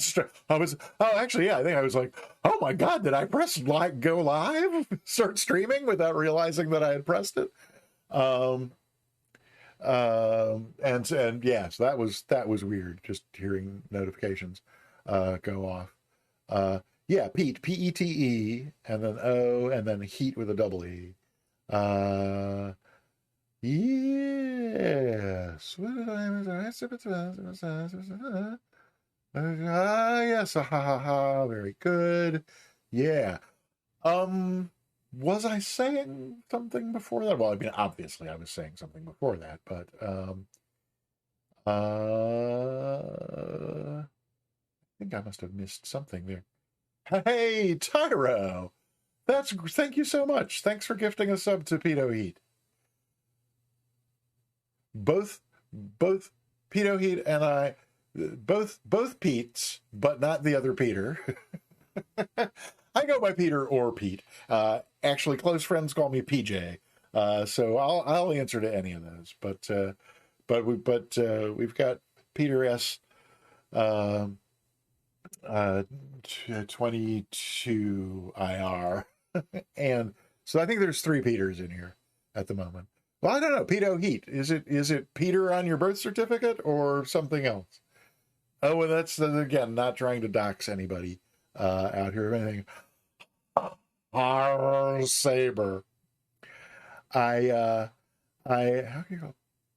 people call me PJ? Right, because my middle name is Jonathan. So that's how that goes. Sam Boss, you look so young. You're probably not old enough to remember either of the people I'm named after. My mother named me after Peter Ustinov and Jonathan Winters. So in terms of both dramatics and comedy, some awesomely big shoes to fill, and Lord knows I've been struggling all my life. Oh, so it's not Peter or anything. I see. It's just a well, in that case, Pete, do you know what? I'm sure you know what's Irish and sits on your porch, because that one has been around. That one's been around for 20 years, and it's gone around about once a year for 20 years. What's Irish and sits on your porch? You know that one, yes? Do I need to be? I need to. Where's the? Oh, that's why I can't find the other keyboard. Is because it's much too conveniently placed right up here by the monitor. Peter Ustinov can't sing. Of course, Peter Ustinov can't sing. Was that a question? I don't. I don't understand. And now I don't remember why I wanted the keyboard. But I'm not. Oh, I do. I wanted the keyboard so that I could. But actually, it's easier with the mouse. But I just have to somehow get to the. There it is. The dad jokes emote. What's Irish and sits on your porch? Is there anyone in the chat who doesn't know that age-old joke? Because I just heard a new version this week, and I know a lot of you have heard the new version as well. But stick figure, yeah, you don't get it. So what's Irish and sits on your porch? Patio furniture, of course. And then yes, there we go. Pedo Heat. Do you? So Pedo Heat, specifically for you. Anyone can answer, or you can hold your answers and let me answer. So Pedo Heat, do you know what you call a bulletproof Irishman? Any ideas there?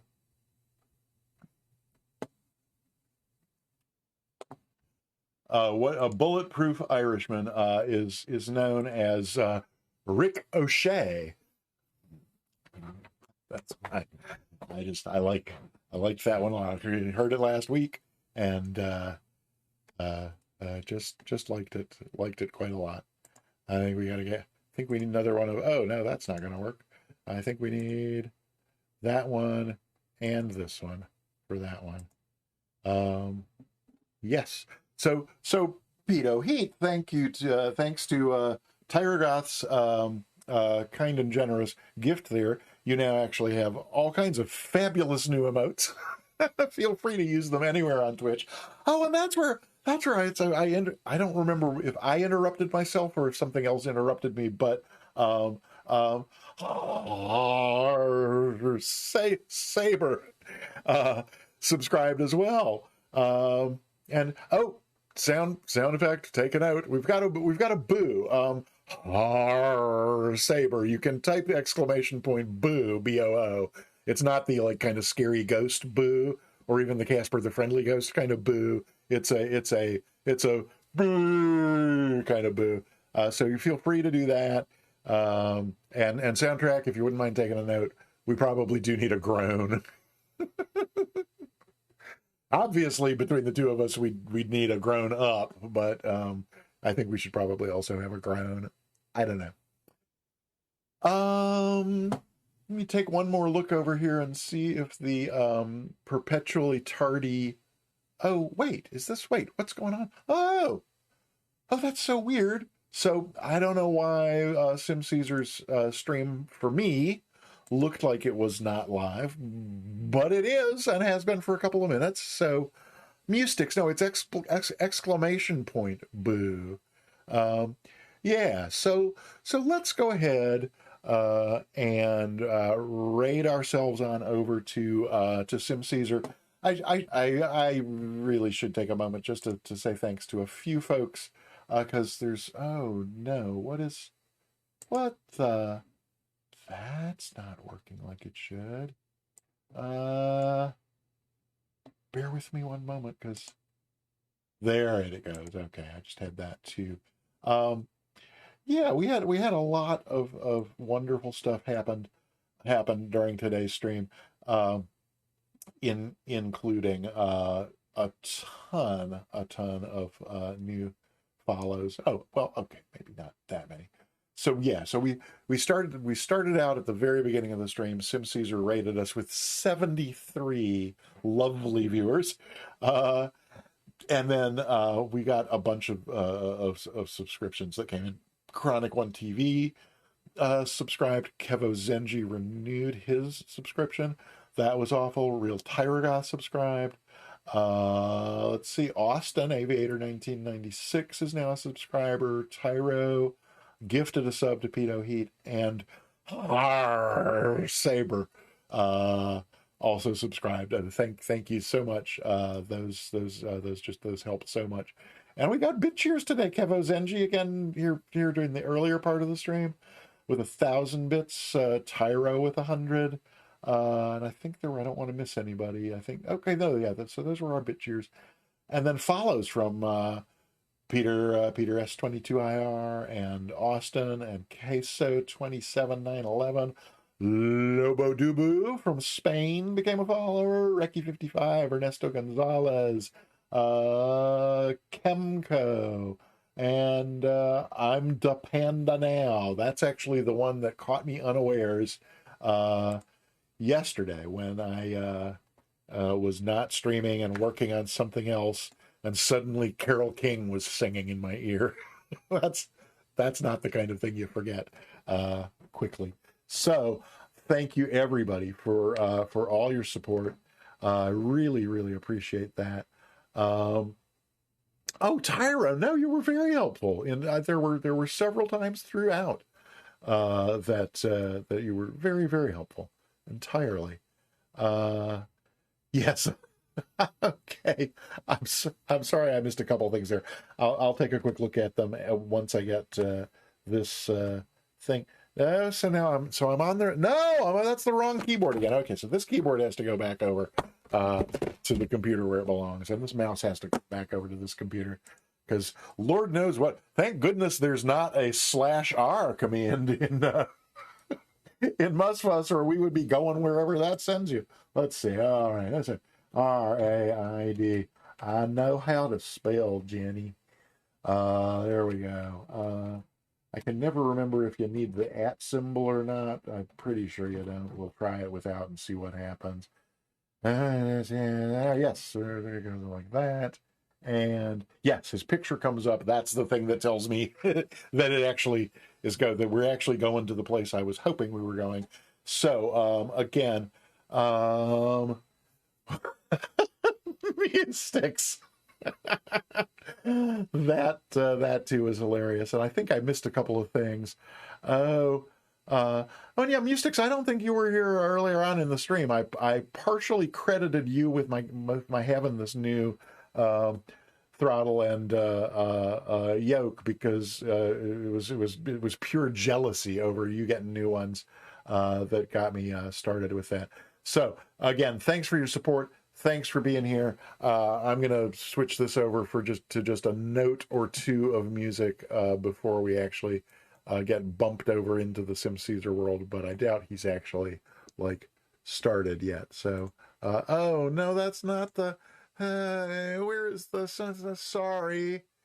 Where is the?